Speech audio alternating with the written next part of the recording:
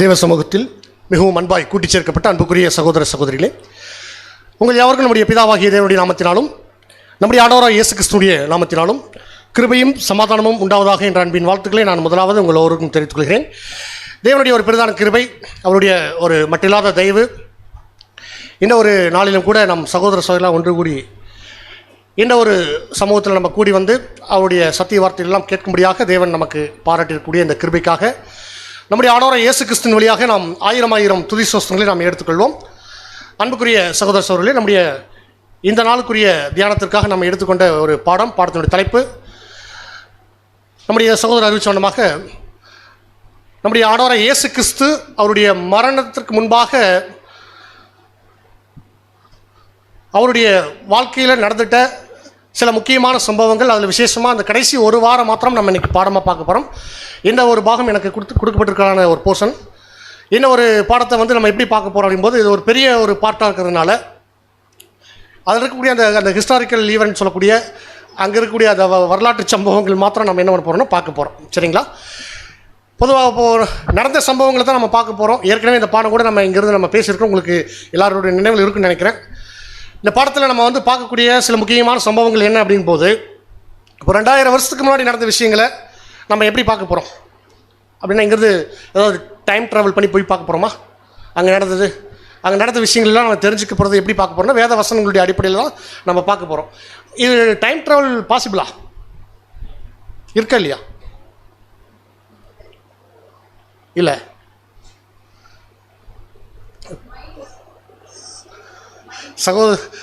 சகோதர் பால் மாளிகை ஒரு பாடம் எடுத்திருக்காங்க. அதில் வந்து த பவர் ஆஃப் மைண்டு அப்படின்னு ஒரு பாடம் கூட நம்ம கேட்டிருக்கிறோம். உங்களுக்கு ஞாபகம் இருக்குன்னு நினைக்கிறேன். டைம் ட்ராவலில் பண்ண முடியும் பூசிஸ்டிங்களால். எப்படின்னு சொன்னால், ஒரு விஷயத்தை நம்ம நினைக்கும் பொழுது, இப்போ இஸ்ரேல் அப்படின்னா நம்ம மைண்டை வந்து இமீடியட்டாக அங்கே போகுது இல்லையா? அங்கே இருக்கக்கூடிய இப்போ நம்ம வேத வசனங்கள் எல்லாம் நம்ம வாசிக்கும் பொழுது நம்முடைய சிந்தனைகள் எங்கே இருக்கும் அப்படின்னா, ஏறக்குறைய நம்முடைய ஆண்டவராக இயேசு கிறிஸ்துவோட ஒரு வாரம் நம்ம கூட இருக்குன்றதை நம்ம பார்க்குறோம். சரி, இந்த பாடத்தை நம்ம எப்படி பார்க்க போகிறோம் அப்படின்னா, இது ஒரு வாரத்தினுடைய காரியத்தை பார்க்க போகிறதுனால, வாரம் அப்படிங்கும்போது பொதுவாக நம்மளுடைய நம்ம ஊரில் நம்ம பார்க்கும்போது ஒரு வாரம், ஒரு வீக் அப்படின்னு சொன்னால் அதுக்கு கிழமைகள் இருக்குது. ஒரு நாளுக்கு ஒரு பேர் இருக்குது. சண்டே, மண்டே, ஞாயிறு, திங்கள், புதன் அப்படின்னால இருக்கு இல்லையா? இது பைபிளில் இல்லைங்க. இப்போது அவங்க வந்து கிழமைகளை வந்து வச்சு அவங்க பயன்படுத்துறதில்ல. அதுக்கு பதிலாக அவங்க வாரத்தின் முதலாம் நாள், 2ஆம் நாள் அப்படின்னு வந்து நாட்களுடைய எண்ணிக்கை வச்சுருக்கிறதாகத்தான் நம்ம பார்க்குறோம். எனக்கு தெரியல, ஒருவேளை இருந்தால் நீங்கள் எனக்கு சொல்லுங்கள். இப்போது கிழமைகள் பேர் இல்லை, அப்போ பேர் குறிப்பிடப்பட்டிருக்காது. அதனால் அப்போ வேத வசனங்கள் நம்ம வாசிக்கும் போது எப்படி இருக்கும் அப்படின்னு சொன்னால், இந்த நாளுக்கு முந்தின நாள், பிந்தின நாள் அப்படின்லாம் இருக்கும்போது நம்ம புரிஞ்சுக்கொள்ளலாம். வாரத்தின் முதலாம் நாள் அப்படின்னா நம்ம சண்டேன்னு புரிஞ்சுக்கூடாது. வாரத்தின் முதலாம் நாள்னால் அப்போ அங்கே வந்து அது என்ன நாளுங்கிறதால அங்கே குறிப்பிடப்படலை. சரிங்களா? ஒருவேளை ஓய்வு நாள் அப்படிங்கிறதுக்கு அடுத்த நாள் வாரத்தின் முதலாம்னு சொல்லலாம். ஓய்வு நாள் சனிக்கிழமை அப்படின்லாம் எங்கேயுமே இல்லைங்க. அப்போது கிழமைகள் அப்படிங்கிற அடிப்படையில் வேதாகமம் எழுதப்படலை. வேதாகமத்தில் நீங்கள் எங்கே தேடினாலும் அப்படிப்பட்ட ஒரு விஷயங்கள் இருக்காது. ஆனால் நம்ம ரீப்ரிண்ட் ஸ்டடீஸில் நீங்கள் வால்யூம்ஸ் படிச்சிருக்கக்கூடிய சகோதர சகோதரில் இருக்கிற பட்சத்தில் நம்ம பரையா வகுப்புலாம் நீங்கள் பார்த்துருப்பீங்க. சகோதரர் குறிப்பிடும்போது வெரி ஸ்ட்ராங்காக வெள்ளிக்கிழமையிலே பேசுவார். சில இடங்களில் வந்து அது வந்து என்னவாக இருந்துச்சு அப்படின்னா, இப்போ நீங்கள் கிட்டத்தட்ட பார்க்கும்போது நீங்கள் பாடத்தில் படிக்கும்போது புரிஞ்சுக்குவீங்க. சில கிழமைகள் இருக்கும். அது எதுக்காகனா நம்முடைய புரிதலுக்காக, நம்முடைய நாட்டினுடைய ஒரு கலாச்சாரத்தோடு சேர்த்து நம்முடைய பழக்கத்தில் இருக்கிற விஷயங்களோடு சேர்த்து நமக்கு சகோதரர் எழுதியிருப்பாங்க. அப்போ நமக்கு எப்படி இருக்கும் அப்படின்னா எளிமையாக புரிஞ்சு கொள்கிற வடிவில் சகோதரர் நமக்கு கொடுத்துருப்பாங்க. நான் சகோதரர் சொல்கிறது நம்முடைய மூத்த சகோதரர் சார்லஸ் டேஸ் ரசல் அவங்க. சரிங்களா? இப்போ பாருங்கள் அன்பான சகோதரர்களே, அப்போ கிழமைகள் அங்கே குறிப்பிடப்பட்டிருக்காது. அடுத்தது, அப்போது ஒரு நாள் அப்படின்னு சொல்லி பார்க்க போனால் நம்முடைய நாட்களுக்கும் இஸ்ரேல் அவங்க யூதர்கள் கடைப்பிடிச்ச அவங்களுடைய நாட்களுக்கும் வித்தியாசம் இருக்குது. ஒரு நாளுடைய துவக்கம் நம்ம வந்து எப்படி பார்க்குறோம் அப்படின்னா, நமக்கு வந்து 12 மணிலேருந்து அடுத்த நாள் 12 மணி வரைக்கும் ஒரு நாள் கவுண்ட் வச்சுக்குவோம். பகல், அப்புறம் இரவு அப்படின்னாலாம் நமக்கு வந்து. ஆனால் அங்கே வந்து இரவு முதல்ல ஆரம்பிக்கும், சாயங்காலத்திலேருந்து அடுத்த நாள் சாயங்காலம் வரைக்கும் ஒரு நாள் அப்படிங்கிற வசனம் இருக்கா? ஆதியாகமத்தில் என்ன இருக்குது? ஆமாம், பாருங்க, நானே மறந்துட்டு சாயங்காலம் விடியற்காலமாகி முதலாம் நாள் ஆயிற்று. சரி, இப்போது அது அப்படியே வந்து யார் ஃபாலோ பண்ணிட்டு இருந்தாங்கன்னா யூதர்கள் ஃபாலோ பண்ணிட்டு இருந்தாங்க. வேறு வசனமாக ஏதாவது வேறு ஏதாவது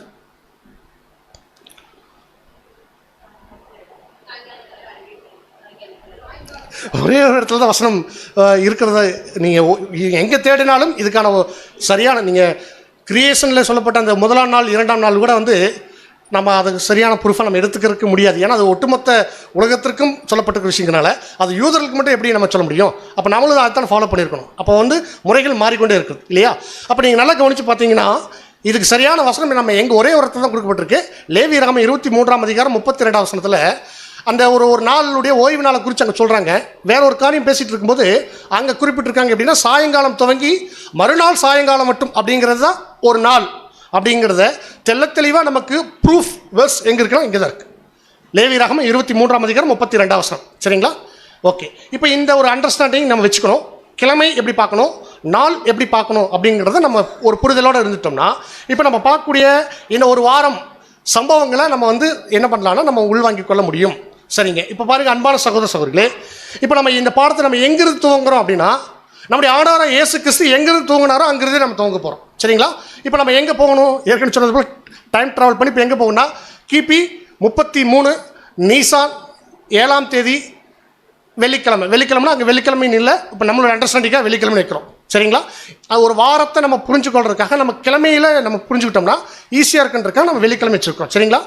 கிபி 33 நீசான் 7. சரிங்களா? நீசான் 7ல் அங்கே வந்து அங்கேருந்து அந்த கடைசி வாரம் அவருக்கு ஆரம்பமாகுது. எப்படி அப்படின்னு சொன்னால் இதுக்கு ஒரு வசனம் நம்ம வாசிக்கணும். லூக்கா 18ஆம் அதிகாரம் 31 34 வரைக்கும் நீங்கள் வாசிக்கணும். லூக்கா 18ஆம் அதிகாரம் வசனங்கள் 31 முதல். பின்பு அவர் 12 தம்மிடத்தில் அழைத்து, இதோ எருசலேமுக்கு போகிறோம், மனுஷகுமாரனை குறித்து தீர்க்கதரிசிகளால் எழுதப்பட்டவைகள் எல்லாம் நிறைவேறும். எப்படியெனில் அவர் புறஜாதியாரிடத்தில் ஒப்பு கொடுக்கப்பட்டு பரியாசமும் நிந்தையும் அடைந்து துப்பப்படுவார். அவரை வாரினால் அடித்து கொலை செய்வார்கள். 3ஆம் நாளிலே அவர் உயிரோடு எழுந்திருப்பார் என்றார். இவைகளில் ஒன்றையும் அவர்கள் உணரவில்லை. அவைகளின் பொருள் அவர்களுக்கு மறைவாயிருந்தது. அவர் சொன்னவைகளை அவர்கள் அறிந்து கொள்ளவில்லை. பாருங்க, இங்க அவர் என்ன சொல்றாருன்னா, எருசலேமுக்கு போவோம் அப்படின்னு சொல்லி நம்முடைய ஆண்டவர் சீசர்கிட்ட பேசுகிறார். ஓகேங்களா? இப்போ நான் எருசலேமுக்கு போவோம்னு சொன்னால் இப்போ அவங்க எங்கே இல்லை? எருசலேமில் இல்லை, வேறு எங்கேயோ இருக்கிறாங்க. வேறு எங்கே இருக்கிறாங்க அப்படின்னா அது கலிலேயாவில் இருக்காங்க. கலிலேயாவில் ஊழியம் பண்ணிகிட்டு இருக்கிறாங்க. கலிலேயாவில் தான் அவருடைய ஊழியங்கள் இருந்துச்சு. ஆனால் அவர் எங்கே வர்றார் அப்படின்னா எங்கள் எருசலேமுக்கு வர்றார். சரிங்களா? இப்போது அங்கே எருசலேமுக்கு போகணும் அப்படின்னு சொல்கிறார். சொல்லும்போது நிறைய விஷயங்களை சொல்கிறார். கூட அவர் படக்கூடிய பாடுகள், அப்புறம் மரணம், அப்புறம் மரணத்துக்கு பிற்பாடு இருக்கக்கூடிய அந்த உயிர்த்தெழுதல், இந்த காரியங்கள் எல்லாருமே சொல்கிறார். அப்படி சொல்லும்போது அவங்களுக்கு என்ன ஒரு விஷயம் புரியல அப்படின்னா சீசர்களுக்கு அவங்க அதை புரிஞ்சுக்கொள்ள முடியல, உணர முடியல. ஏன்னா அவங்களுடைய மனசு வேறு பக்கம் இருந்துச்சு, நம்முடைய ஆண்டவருடைய மனசு வேறு பக்கம். சரிங்களா? இப்போ பாருங்கள், அப்போது இது வந்து இவங்க அங்கேருந்து கலிலேயாவிலேருந்து ஸ்டார்ட் பண்ணுறாங்க. இது கலிலேயாவிலேருந்து ஸ்டார்ட் பண்ணுறாங்க அப்படிங்கிறத நீங்கள் புரிஞ்சுக்குவீங்க. அது வசனங்கள் இருக்குது, நேரடியாகவும் வசனங்கள் இருக்குது, ரைட்டிங்ஸில் சப்போர்ட்டு நமக்கு இருக்குது. சரிங்களா? இப்போ இப்படி இவங்க அங்கேருந்து கிளம்பும்போது அந்த ஒரு வாரத்துக்கு முன்னாடி அங்கே ஊழியத்தை முடிச்சுட்டு இப்போ கிளம்ப ஆரம்பிக்கிறாங்க எருசலேமுக்கு வரதுக்காக. அந்த என்டர் டீம் அப்படியே வருவாங்கன்னு வச்சுக்கோங்களேன். இங்கே எருசலேமில் எப்படி சினாரியோ இருக்குது அப்படின்னு சொன்னால், தீர்க்கதரிசி, அதாவது நம்முடைய ஆண்டவராகிய இயேசு கிறிஸ்து அவர் வந்து ரொம்ப தேசம் முழுக்க சமஸ்த இஸ்ரேல் எல்லாருக்கும் ஒரு ஃபெமிலியரான ஒரு தீர்க்கதரிசியாக மாறிட்டார். எல்லாரும் இவரை எதிர்பார்த்து கொண்டு காத்து கொண்டிருக்கிறாங்க. அங்கே மக்கள் மத்தியில் இந்த பேச்சு போயிட்டு இருந்துச்சு. இந்த முறை வந்து ஆண்டவர் வருவாரா, இங்கே அவர் பார்க்கணும் அப்படின்றதெல்லாம் வந்து என்ன பண்ணிட்டு இருந்தாங்கன்னா எல்லாருமே வந்து டிஸ்கஸ் பண்ணிட்டு இருக்காங்க. அப்போ ஜனங்கள் மத்தியில் என்ன பேச்சு வழக்கத்தில் இருக்குன்னா அவர் வருவாரா வரமாட்டாரா அப்படிங்கிற ஒரு ஜனங்கள் மத்தியில் ஒரு எதிர்பார்ப்பு. அப்போது இது ஜனங்கள் மத்தியில் பப்ளிக்.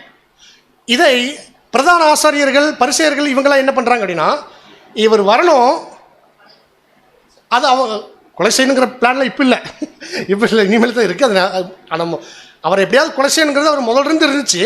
ஆனால் வந்து இப்போ இருக்கா அப்படிங்கிறதுல எப்பொழுதுமே அவங்க சமயம் பார்த்து கொண்டு தான் இருந்தாங்க. இது புதுசாக இப்போ உருவாயிருச்சு அப்படின்னுலாம் நம்ம எடுத்துக்கொள்ளக்கூடாது. சரிங்களா? ஓகே, இப்போது நம்முடைய ஆண்டவர் வந்து அவர் வந்து அவருடைய ஊழியங்கள் ஏன் கலிலேயாவில் இருந்துச்சு? கலிலேயாவில் தான் அதிகமாக இருந்துச்சு. நீங்கள் லைஃப் ஆஃப் கிறிஸ்ட் படிச்சுட்டு இருக்கீங்க, தெரியும். அந்த லைஃப் ஆஃப் கிறிஸ்டில் நீங்கள் நிறைய பார்க்கும்போது கலிலேயா ஊழியங்கள் சொல்லிட்டு தனியாக ஒரு பார்ட்டே இருக்குது. ஏன் கலிலேயாவில் தான் ஊழியம் இருக்குது தெரியல. சரி, ஓகே. ஓகே, அங்கே அது அவருடைய ஹோம் டவுனா? சரி, வச்சுக்கலாம். பட் ஜெருசலேம் அப்படிங்கிறது வந்து ஒவ்வொரு இஸ்ரேல் ஜனங்களுக்கும் பஸ்கா அப்படின்னா எங்கே தான் வருவாங்கன்னா ஜெருசலேம் வருவாங்க. ஏன் அப்படின்னா அங்கே தான் தேவாலயம் இருந்துச்சு. தேவாலயம் அங்கே இருக்கிறதுனால அங்கேருந்து வரணும். இப்போ அவர் வந்து எங்கே வர்றார் அப்படின்னா ஜெருசலேமுக்கு வர்றார். ஜெருசலேம் இவருடைய ஊழிய நாட்களில் இவர் அங்கே தான் இருந்தார். இப்போ நீங்கள் அந்த 3 மேஜரான சிட்டிஸாக நம்ம சொல்லலாம். கலிலேயா, அப்புறம் சமாரியா, அப்புறம் வந்து யூதேயா, இதெல்லாத்துக்கும் நம்ம தனித்தனி கவர்னர்ஸ் கூட இருக்காங்களே, நம்ம ஏற்கனவே படிச்சுக்கிறோம். இதுதான் வந்து அந்த அன்னைக்கு இருந்த இயேசு கிறிஸ்து ஊழியம் செய்து கொண்டிருந்த நாட்கள் இருந்த ஒரு இடங்கள். அதில் முக்கியமாக அவருடைய ஊழியங்கள் அதிகமாக இருந்தது கலிலேயாவில் தான் இருந்துச்சு. சரிங்களா? இப்போ எங்கே வர்றாருன்னா ஜெருசலேமுக்கு வர்றார். இப்போ இவர் ஜெருசலேமுக்கு வர இந்த நாள் எப்போ ஆரம்பிக்குதோ அதை 7ஆம் தேதின்னு பார்த்தோம், நிசான் 7. இப்போ நம்மளுடைய அண்டர்ஸ்டாண்டிங்காக நான் ஒரு சார்ட் வந்து நான் உங்களுக்கு போட்டிருக்கோம். எப்படின்னா கிபி 33, அதாவது இயேசு கிறிஸ்து அந்த மரிக்கக்கூடிய அந்த மரண வருஷத்தையும் இப்போ இருக்கக்கூடிய வருஷத்தையும் நம்ம கம்பேரிசன் பண்ணி ஒரு ஒரு புரிதலுக்காக நம்ம போட்டிருக்கோம். எப்படின்னு பாருங்கள். கரெக்டாக வந்து இதுதான் ஒரு வாரம். எப்படி இங்கேருந்து கிளம்பி இருக்கிறாங்க இத்தனை 7ஆம் தேதி அப்படி நம்ம சொல்கிறோம் அப்படிங்கிறதுக்கு எங்கே இப்போ பாருங்கள், நீசன் 14 அவங்க பஸ்கா, அதுக்காக தான் வர்றார். ஒரு வாரத்துக்கு முன்னாடியே வர்றான்னு நம்ம சொல்கிறோம். 7ஆம் தேதி நம்ம எப்படி சொல்கிறோம் அப்படிங்கிறதுக்கு இருக்குது. இப்போ எருசலேமுக்கு போகணும் அப்படின்னு பிளான் பண்ணதுக்கப்புறம்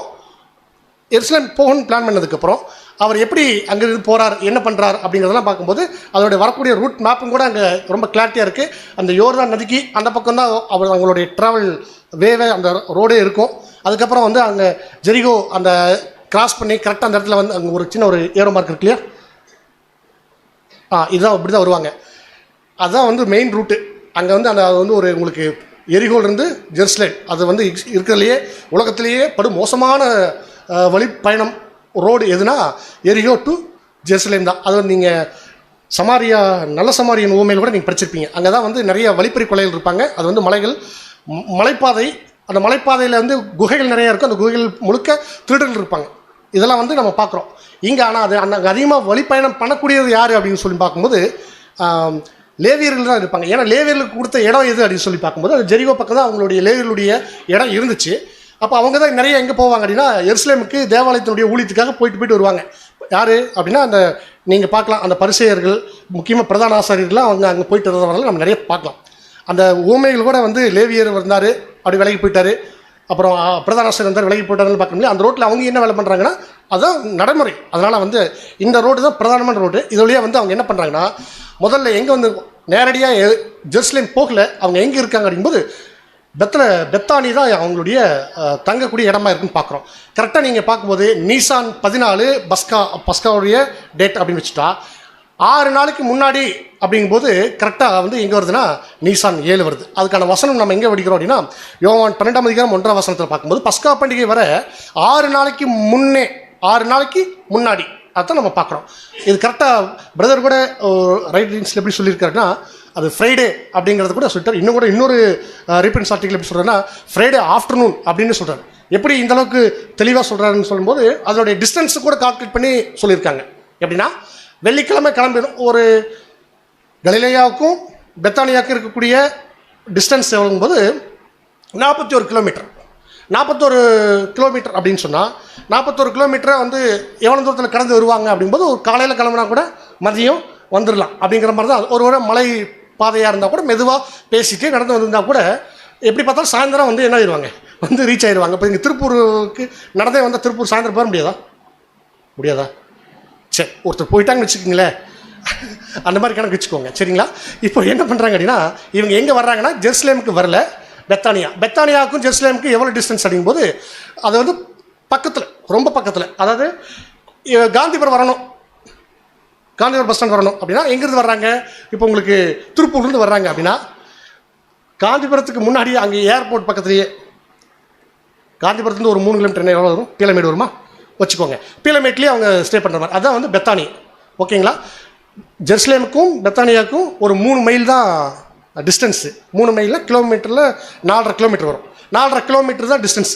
வர்ற வழியிலேயே ஜெருசலேம் போகிறதுக்கு முன்பாகவே என்னென்னா ஊருக்கு வெளியே சிட்டி ஜெருசலேமு, அந்த சிட்டினுடைய அவுட்ரு பெத்தானியா. சரிங்களா? அந்த பெத்தானியாவில் தான் வந்து அவங்க என்ன பண்ணுறாங்கன்னா ஸ்டே பண்ணுறாரு. ஏன் பெத்தானியா போகிறார் அப்படின்னா நம்முடைய ஆண்டவர் எப்போ வந்தாலும் எங்கே வந்தாலும் ஜெருசலேமுக்கு எப்போ விசிட் பண்ண வந்தாலும் அவர் எங்கே தான் ஸ்டே பண்ணுவார்னா நமக்கு தெரியும். அவர் லாசர் வீட்டில். ஏன் லாசர் வீட்டில் தான் ஸ்டே பண்ணுறார்?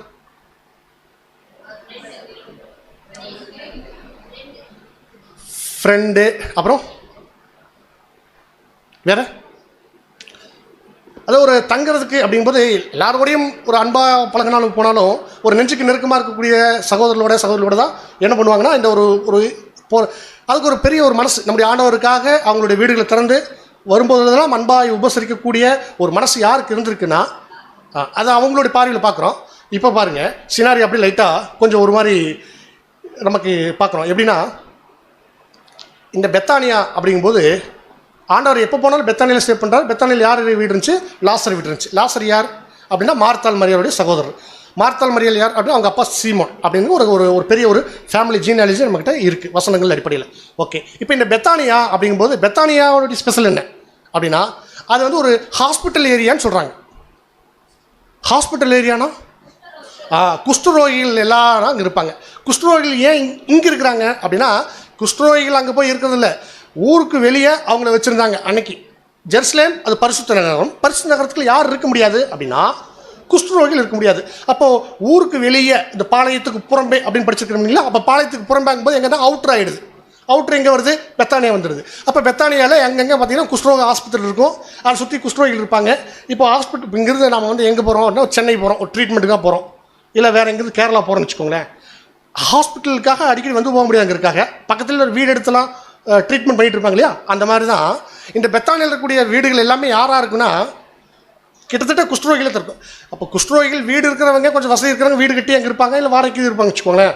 ஆனால் சில பேர்னால என்ன பண்ண முடியாது அப்படின்னா இருக்கிற அப்படியே அங்கேயே ஏதாவது வாங்கி சாப்பிட்டு அப்படியே பெத்தானியாலே இருப்பாங்க. அப்போ பெத்தானியா முழுக்க நீங்கள் பார்க்கும்போது எப்படி இருக்கும்? குஷ்டரோகிகளாக இருப்பாங்க. சரிங்களா? எப்படி இருக்கும்? குஷ்டரோகிகளை பார்க்குறதுக்கு எப்படி இருப்பாங்க? அருகருப்பாக இருப்பாங்க. அருகருப்பாக இருக்கக்கூடிய ஒரு குஷ்டரோகி அவங்களுடைய வீட்டில் போய் நம்ம ஸ்டே பண்ணுவோமா? குஷ்டரோகியுடைய வீட்டில் தான் வந்து ஸ்டே பண்ணியிருக்கிறான்னு பார்க்குறோம். இங்கே லாசருக்கு குஷ்டரோகமா? லாசருடைய அப்பாவுக்கா அப்படின்னா அப்பாவுக்கு. அப்பா அந்த டைம் உயிரோடு இருந்தாருன்னா இறந்துருப்பாங்க. ஒருவேளை இவங்க ஏன் மறுபடியும் திரும்ப கூட போயிருக்கிறாங்க? எந்த வசனத்தினுடைய அடிப்படையில் பார்த்தாலும் இவர் ஆண்டவர் போகும்போது அங்கே சீமோன் இருந்ததாக இல்லை. பந்தி அமரும்போது கூட யார் தான் கூட இருந்திருக்காங்க அப்படின்னா லாசர் தான் இருந்திருக்காங்க. பாருங்கள், இப்போது அங்கே தான் வந்து என்ன பண்ணுறாருன்னா இவர் ஸ்டே பண்ணுறாரு. இருந்தாலும் அங்கே இருக்கக்கூடிய சகோதரர்கள் நம்முடைய ஆண்டவருக்கு ரொம்ப நெருக்கமானவர்கள், ரொம்ப விரும்பக்கூடியவர்கள், ரொம்ப அன்பான ஒரு உபசரிப்பு, அன்பின் உபசரிப்பு எப்பொழுதுமே அவங்களுக்கு இருக்கும். அவர் அநேக முறை அங்கே தான் போய் என்ன பண்ணியிருக்காருன்னா போன விசிட்டில் தான் எதுக்கு வந்திருப்பார் அப்படின்னா லாசருடைய டெத்துக்கு வந்திருப்பார். டெத்துக்கில் உயிர் திருப்பிற்கு வந்திருப்பார், ரிசர்வேஷனுக்கு வந்திருப்பார்.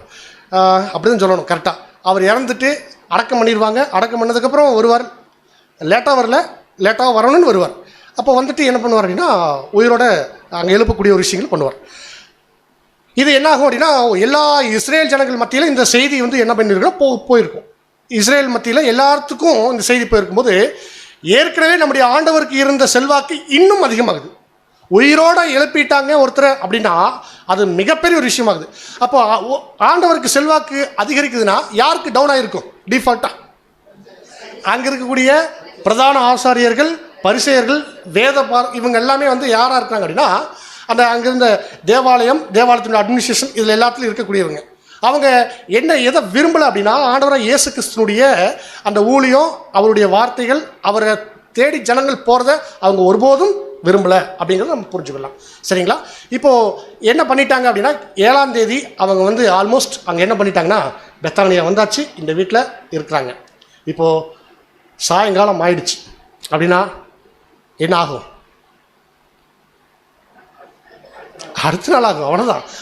சாயங்காலம் ஆச்சுன்னா என்ன ஆகுனா அடுத்த நாள் நீசான் 8 இப்போ என்ன ஆகுதுன்னா நீசான் 8 சாயங்காலம் இவங்களுக்கு என்ன பண்ணுறாங்க? இது எப்படி நீங்கள் சாயங்காலம்னு சொல்கிறீங்க அப்படிங்கும்போது யோவான் 12ஆம் அதிகாரம் 2-3 வசனங்களில் முதல் வார்த்தையை நீங்கள் நல்லா கவனிச்சிங்க அப்படின்னா அங்கே அவருக்கு நீங்கள் படிங்க. யோவான் 12ஆம் அதிகாரம் வசனங்கள் 2-3. அங்கே அவருக்கு ராவிருந்து பண்ணினார்கள். மார்த்தாள் பணிவிடை செய்தால், லாசருவும் அவரோட கூட பந்தியிருந்தவர்களில் ஒருவனாயிருந்தான். அப்பொழுது மரியாள் விலையேற பெற்ற கலங்கமில்லாத நலதம் என்னும் தைலத்தில் ஒரு ராத்தல் கொண்டு வந்து அதை இயேசுவின் பாதங்களில் பூசி தன் தலைமயிரினால் அவருடைய பாதங்களை துடைத்தாள். அந்த வீடு முழுதும் தைலத்தின் பரிமளத்தினால் நிறைந்தது. இப்போ இந்த சம்பவம் சாயங்காலத்துக்கு அப்புறம் அப்படிங்கும்போது அப்போ ராவிருந்து பண்ணினார்கள். அங்கே தான் நமக்கு அந்த க்ளூ இருக்குது. ராவிருந்து அப்படிங்கும்போது சாயங்காலம் ஆயிடுச்சு. அப்போது டின்னரு டின்னர் சாப்பிடும்போது அடுத்த நாள் நீசான் 8 உங்களுக்கு ஆகிடும். நீசான் 8ல் தான் வந்து அவங்க என்ன பண்ணுறாங்கன்னா, சாப்பிட்டுட்டு இருக்கும்போது திடீர்னு ரூம் முழுக்க ஒரு வாசனம். இங்கேயும் வாசம் வந்துச்சுன்னு கேள்விப்பட்டோம். 2 நாளைக்கு முன்னாடியா? நேற்று. Okay, sorry. நேற்று வந்து நல்ல வாசம். அதே மாதிரி தான் அங்கே எப்படி வாசம் இருந்துச்சோ அதே வாசம் அங்கேயும் நமக்கு இருந்துச்சு. அந்த பொண்ணு சின்ன பொண்ணுன்னு சொல்கிறாங்க, எவ்வளோ வயசுன்னு குறிப்பிடல. அந்த மார்த்தல் மரியாள் புக்கில் சகோதரர் அவர் அங்கே குறிப்பிட்டிருப்பாங்க, டீனேஜாக தான் இருக்கும் அப்படின்ற மாதிரி சொல்லியிருக்காங்க. ஒருவேளை டீனேஜ் அப்படின்னு சொன்னால் நம்ம வந்து 16, 17, 18, 13 டீனேஜ் தான். பட்டு இந்த வயசில் வந்து ஒரு சின்ன பொண்ணு அப்படின்னு சொல்கிறது தான் அங்கே சரியாக இருக்கும். ஓகேங்களா? இப்போது திடீர்னு வந்து பரிமள தைலம் அதனுடைய கால்குலேஷன்லாம் சொல்லியிருப்பாங்க, நேற்று சொல்லியிருப்பாங்க. ரொம்ப பிரம்மாண்டமாக இருந்திருக்கும், இவ்வளோ பெரிய அமௌண்ட்டு அப்படிங்கும்போது. அது கூட நம்ம போன முறை சொல்லியிருந்தோம். நம்ம வீட்டில் இந்த மாதிரி சபையிலேருந்து ஒரு அறிவு சொல்கிறாங்க, கன்வென்ஷனுக்கு அமௌண்ட்டே கலெக்ட் ஆகலை அப்படின்னு பிரதர் சொல்கிறேன்.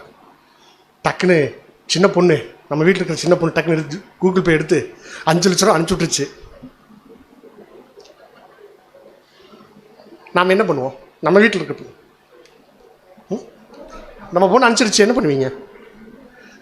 அவர் பிரதர் தனியாக போய் ஒரு பழமெல்லாம் ஒரு 2 கிலோ வாங்கிட்டு போயிட்டு கொடுத்துட்டு, பிரதர் இதுக்கு தான் ஃபோனை கையிலேயே கொடுக்குறதில்ல அப்படின்னு கொஞ்ச நேரம் அவரே திட்டிக்கிட்டு, அப்புறம் நான் வேணால் ஒரு 5000 கொடுத்துட்றேன், தயவு செய்து ரிட்டர்ன் பண்ணியிருக்கேன். அவர் ஒன் வே தான், 2 வேலை இல்லை, போட்டது அப்படின்னு சொல்லிடுறாங்க. அப்புறம் என்ன பண்ணுறது அந்த மாதிரி. அப்போ நம்ம என்ன பண்ணுவோம், போய் திட்டி எடுத்துருவோமா? ஒரு மாதிரி மைண்டு, சரி கொடுத்ததாக்கிட்டு இருக்கட்டும் அப்படின்ற ஒரு நினைக்கிற ஒரு மனசு யாருக்கு இருக்காது அப்படின்னா, நமக்கு இருக்காது, எனக்கு இருக்காதுன்னு வச்சுக்கோங்க. எனக்கு இருக்காது. அந்த பொண்ணு அப்படி தான் பண்ணிடுச்சு. அங்கே யாரும் சத்தம் போட்டாங்களா? வீட்டில் இருக்கிறவங்க. நான் வீட்டில் இருக்கிறேன்னு சொல்கிறேன், அதாவது மார்த்தாலோ இல்லை அவங்க பிரதரு. அப்போ இவங்க எல்லாருமே வந்து ஏன் அமைதியாக இருக்காங்க? அமைதியாக இருக்கிற வேண்டியால பேசிட்டாங்க யூதாஸ். ஓகேங்களா? பேச வேண்டியவங்க அமைதியாக இருக்காங்க. டிஃப்ரெண்ட் பார்த்து புரிஞ்சுக்கோங்க, சரிங்களா? அப்போ அந்த வீட்டில் இருக்கக்கூடிய குடும்ப உறுப்பினர்கள் எல்லாரும் அதை என்ன பண்ணுறாங்கன்னா, மனசார ஓகே எல்லாரும் எங்களுக்கு விருப்பம், நாங்கள் உடன்பட்டு தான் அந்த காரியத்தை செய்கிறோம் அப்படின்ற மாதிரியான ஒரு அருமையான மிகப்பெரிய ஒரு விஷயத்த அந்த பொண்ணு அங்கே செஞ்சுருக்கிறத பார்க்குறோம். இந்த பொண்ணை குறித்து பேசாத, மரியாதை குறித்து பேசாத வருஷங்கள் இல்லை, மெமரி சப்ஜெக்டும் இல்லை. அது வந்து அவருக்கு கொடுத்த ஆசீர்வாதமாகவே வசனம் இருக்குது. எங்கெல்லாம் பேசுகிறாங்களோ அங்கேயெல்லாம் இந்த பொண்ணை பற்றியும் பேசுவாங்க அப்படின்னு ஒரு நல்ல பங்கை அந்த பொண்ணை என்ன பண்ணிட்டாங்க, எடுத்து தனக்குள்ளாக வச்சுக்கொண்டாங்க அப்படின்னு பார்க்குறோம். சரி, இப்போது அங்கே இருந்த யூதாஸ் என்ன பண்ணுறாருன்னா, அவரால் என்ன பண்ண முடியல, பொறுக்க முடியல. அவர் என்ன சொல்கிறாருன்னா, ஒரு பாயிண்ட் அங்கே சொல்கிறார், இதை வந்து இவ்வளோ பணம் இருக்குது, இந்த பணத்தை விற்று என்ன பண்ணிக்கலாம், ஆமாம் தரித்திரம் கொடுத்துடலாம் அப்படிங்கும்போது ஆண்டவர் ரிப்ளை பண்ணுறாரு, தரித்திரம் எப்பொழுதும் உங்களோட இருக்கார். தரித்திரம் எப்போதும் இருக்காங்களா இல்லையா? எங்கே இருக்கிறாங்க? பெத்தானியாவில் இருக்காங்க. நீங்கள் வந்து ஒன்றும் பண்ண வேண்டாம், வீட்டுக்கு வெளியே கூட பார்க்க வேண்டாம், வீட்டில் வாசல்லையே ஒரு 4 குஷ்டரோகிகள் பிச்சைக்கிட்டே இருப்பாங்க. அதான் தரித்திரர் எப்பொழுதும் பெத்தானியாவில் பஞ்சமே இல்லை. பெத்தானியாவுக்கு தரித்திரருக்கு பஞ்சமா அப்படின்னா பஞ்சமே இல்லை, அந்தளவுக்கு இருக்கிறாங்க. ஆனால் நான் எப்போதும் அந்த விஷயத்தை புரிஞ்சுக்கோங்க, எப்பொழுதும் இருக்கிறவங்களுக்கு சரி விட எப்பாவது இனிமேல் எப்போவுமே இருக்க போகிறதில்ல அப்படிங்கிறதுக்கு நீங்கள் செஞ்சது சரிதான், இந்த பொண்ணு பண்ணது கரெக்டு தான், இது என்ன அடக்கம் பண்ணுறதுக்கு அடையாளமாக இந்த பொண்ணு பண்ணியிருக்காங்க அப்படின்னு அங்கே சொல்லியிருப்பாங்க. இது ரொம்ப அருமையான ஒரு இந்த வாரத்திலேயே நடந்ததில் ஒரு மைல்ஸ்டோன் பாயிண்ட் தான் நம்ம இதை பார்க்குறோம். இந்த சம்பவம் ஒரு ஆகச்சிறந்த சம்பவம். அது எப்படி அப்படிங்கும்போது, இந்த மரியாளுடைய வீடு எந்த அளவுக்கு இன்றைக்கு வரைக்கும் அது நினைக்கும் போதெல்லாம் வாசம் வருதோ அந்த அளவுக்கு அந்த பொண்ணுடைய கிரியை எப்படி இருக்குது. கிரியை அப்படின்னா தூப பீடம் போடும்போது அது நறுமணத்தினால மகாபரிசுத்தம் holy place, most holy place நிறைஞ்சு ரிட்டன் ஆகுது இல்லையா? நான் சொல்கிறது ஆசரிப்பு கூடாரத்தில் தூப பீடம் எங்கே இருக்குது அப்படின்னா பரிசுத்தத்தில் இருக்குது, ஹோலி பிளேஸில் இருக்குது. அங்கேருந்து தான் ஹோலி பிளேஸுங்கிறது இப்போ நம்ம இருக்கிற இடம்னா ஞானஸ்தானத்துக்கு அப்புறம் இருக்கக்கூடிய வாழ்க்கை. இங்கேருந்து நம்ம காட்டக்கூடிய கேரக்டர் எங்கே போகுதாமா? மகாபரிசுத்தத்துக்கு போகுதான். மகாபரிசுத்தம் எதுக்கு அடையாளமாக இருக்குது அப்படின்னா பரலோகத்துக்கு அடையாளமாக இருக்குது. அப்படின்னா பரலோகத்திலிருந்து ரிட்டன் ஆகுதா அப்படின்னா சமிக்கை. அது எதுக்கான அடையாளம் அப்படின்னா உங்களுடைய நற்கிரியை என்ன பண்ணப்பட்டாச்சு, தேவனால் அங்கீகரிக்கப்பட்டுச்சுங்கிற உத்தரவாதம் தான் அந்த வாசம், அந்த தூபம் போயிட்டு புகை நிறைஞ்சு வெளியே வருது. ஓகேங்களா? அந்த மாதிரி வாசத்தை இந்த பொண்ணு அங்கே பண்ணியிருக்கிறத நம்ம பார்க்குறோம். சரிங்களா? அப்போ அந்த பொண்ணை வந்து தொந்தரவு பண்ணாதீங்கன்னு கூட அங்கே சொல்லிவிட்டு அந்த ஒரு நாள் அப்படியாக அந்த இரவு முடிஞ்சிருச்சு. அப்புறம் அடுத்த நாள் வந்து நீங்கள் பார்க்கும்போது ஒரு முக்கியமான அங்கே விஷயங்கள் போயிட்டு இருந்துச்சு. என்ன அப்படின்னா, எல்லாரும் ஆண்டவரை பெருசாக கொண்டாடுறாங்க, எதிர்பார்த்து காத்துட்ருக்குறாங்க. எவ்வளோ கூட்டம் இருக்குன்னு நீங்கள் நினைக்கிறீங்க இஸ்ரேலில் இந்த டைமில்? நான் ஒரு கால்குலேஷன் இருந்தேன். சமீபத்தில் ஒரு பாடம் படிக்கும்போது அந்த சகோதரர் சொல்கிறாங்க, ஒரு பெரிய கால்குலேஷன், எனக்கு ஆச்சரியமான கால்குலேஷன். நீங்கள் எவ்வளோ இருக்குன்னு நினைக்கிறீங்க? 20 லட்சத்துக்கும் மேலேன்னு எழுதியிருப்பார். கரெக்டாக சொன்னேன், 20 லட்சத்துக்கு மேலே. 20 லட்சத்துக்கு மேலே 20 லட்சம் பேர் எங்கே இருப்பாங்க? ஒரு இடத்துல கூடியிருப்பாங்களா? ஜெருசலேம் அடிக்கும்போது எல்லாரும் வெளியூருக்காக தொழில் நிமித்தமாகவோ வேலை நிமித்தம் ஏதோ ஒரு பக்கம் போயிட்டு அங்கே வெளியே அங்கங்கே செட்டில் ஆகிருப்பாங்க. வெளியூரில் போயிருந்தால் கூட எல்லோரும் எங்கே வந்துடுவாங்க அப்படிங்கும்போது, ஆமாம், ஜெருசலேம் வந்துடுவாங்க. ஒரு வாரத்துக்கு முன்னாடி வந்துடுவாங்க. வந்தெல்லாம் அதுக்கான ஆயத்த வேலை எல்லாமே பண்ணுவாங்க. சரிங்களா? அப்படி எல்லாரும் கூடி வந்திருக்கும்போது ஜெருசலேம் முழுக்க ஃபுல் ட்ரெஸ்ஸு, அவ்வளோ மக்கள், நிறைய வெளியூர்கள் நிறைய வந்துட்டாங்க. அங்கே வந்து உங்களுக்கு ஹோட்டல்லாம் இடமே கிடைக்கல, எல்லாமே லார்ஜ் ஹோட்டல்லாம் புக்கு. அதனால தான் உங்களுக்கு மேல் வீட்டறை எங்கே ஆயத்தம் பண்ணுறது அப்படின்லாம் கேட்டுட்டு இருப்பாங்க. நீங்கள் அந்த பாட்டு வரும்போது பேசுவோம் பாருங்கள். இப்போது இடமே கிடைக்காத அளவுக்கு கூட்டம், அவ்வளோ கூட்டம் யாருக்காக அப்படிங்கும்போது, ஆண்டவராகி இயேசு கிறிஸ்துவை பார்க்கறதுக்கு மட்டும் இல்லை, கூட யாரையும் பார்க்கணும்னு ஆசைப்பட்டாங்க? லாசரையும் பார்க்கணும். எப்படிப்பா, இது வரைக்கும் நாங்கள் கேள்விப்பட்டதே இல்லையே. அதெல்லாம் நாங்கள் எங்கே கேள்விப்பட்டோம்? எலிசா இல்லையா, அங்கே அவங்க காலத்தில் கேள்விப்பட்டோம்.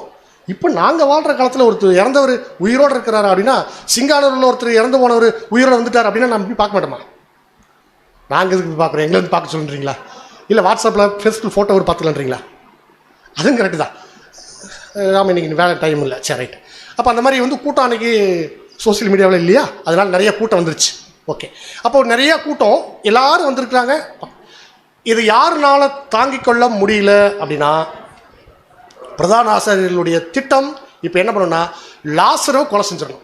இப்போ வரைக்கும் ஆண்டவரை கொலை செய்கிறதுக்கான திட்டம் அவங்க வந்து பண்ணல. இந்த கூட்டம்லாம் யாரை பார்க்கக்கூடாதுன்னா, லாசரை பார்க்கக்கூடாது. வந்த கூட்டம் பூரா லாசர் எங்கன்னு கேட்குறாங்க. அப்போ லாசரை கண்ணில் பார்த்துட்டாங்க அப்படின்னா ஆண்டவருடைய செல்வாக்கு இன்னும் அதிகரிக்கும். அப்போ யாரை கொன்றணும்? லாசரை கொலை செஞ்சிடணும்னு ஆலோசனை பண்ணாங்க. லாசர் பாவம் என்ன பாவம் பண்ணார்? அவர் மறிக்கும்போது லெட்டர் எழுதி வச்சுட்டு மறிச்சாரா? செத்து எவ்வளோ நாள் பரவாயில்ல, ஆண்டவர் வந்ததுக்கப்புறம் ஜெபம் பண்ணி என்னை வந்து உயிரோடு எழுப்பு சொல்லிடுங்க அப்படின்னு லெட்டர் எழுதி தங்கச்சிட்டு கொடுத்துட்டு இறந்துட்டாரா? அவர் அப்படி கேட்கவே இல்லை. ஆனாலும் ஆண்டவர் பண்ணியிருக்கிறார். ஒருவேளை மறிக்கும்போது நமக்கெல்லாம் இருக்குமோன்னு தெரியல எப்படி அந்த. ஆனால் அவருக்கு லாசருக்கு என்ன இருக்குன்னா, ஆண்டவர் ஒரு முறையாக பார்த்துட மாட்டோமா மறிக்கிறதுக்கு முன்னாடி அப்படின்னு கூட அவர் உடம்பு சரியில்லாம இறந்துருக்கிறாரு. அது அந்த ஒரு அந்த ஃபீல் வேணால் இருந்திருக்கலாம். மற்றபடி உயிரோட வரணும் அப்படின்றதெல்லாம் வந்து அவர் ராஜ்யத்தில் வருவார் அப்படிங்கிற விசுவாசம் தான் அந்த குடும்பத்துக்கு எல்லாத்துக்குமே இருந்துச்சு. திரும்ப உயிர்த்தல் வருவோம், ராஜ்யத்தில் வருவோம் அப்படின்னு அந்த குடும்பத்துக்கே விசுவாசம் இருந்துச்சு. சரிங்களா? ஆனால் இவர் உயிரோட எழுப்பினது ஆண்டவர். ஆனால் கொலைக்கு இப்போது பிளான் யாருக்கு? லாசருக்கு. சரிங்களா? இதுதான் சூழ்ச்சின்னு சொல்கிறது. சரி, அடுத்த நாள், இப்போ அந்த நாள் முடிஞ்சிருச்சு. இப்போ நம்ம பேசின விஷயங்கள் அடுத்தது ஞாயிற்றுக்கிழமை. நம்ம ஏன் நாள் பார்க்குறோன்னா, கிழமைகளோடு வச்சு பார்க்கும்போது நமக்கு புரியும். ஒரு நாள் அப்படின்னு வரும்போது, இப்போ நீசான் 9 அப்படின்னா, நீசான் 9 ஞாயிற்றுக்கிழமை இருக்கும், திங்கட்கிழமை இருக்கும். நீங்கள் எல்லாம் புரிஞ்சுக்கலாம். அதே மாதிரி ஒரு நாளில் 2 இருக்கும். சாரி, இதில் வந்து சனிக்கிழமை பகல் இருக்கும், அப்படி மாற்றி ஒவ்வொன்றுக்கும் இருக்கும். சரியா? இப்போ நீசான் 9 எப்படி அடுத்த நாள் ஆயிடுச்சு? நீசான் 8க்கு அப்புறம் நீசான் 9 ஆச்சு அப்படிங்கும்போது வசனம் நமக்கு குறிப்பிடுது. மறுநாளிலே அப்படின்னு அங்கே வசனம் ஆரம்பிக்கும். அதோட தொடர்ச்சி. இப்போ நம்ம நிறைய சுவிசேஷங்கள் இருந்தாலும் யோவான் கிட்டத்தட்ட ஓரளவுக்கு ஒரு ஆர்டர் சீக்வன்ஸில் இருக்கிறதுனால நம்ம யோவான் வசனங்கள் நம்ம எடுத்துக்கிறோம். இப்போ யோவானுடைய நிருபத்தில் எப்படி இருக்கு அப்படின்னா, கரெக்டாக அந்த 12ஆம் அதிகாரத்தில் அப்படியே ஆர்டர் சீக்வன்ஸில் கொஞ்சம் இருக்கும்.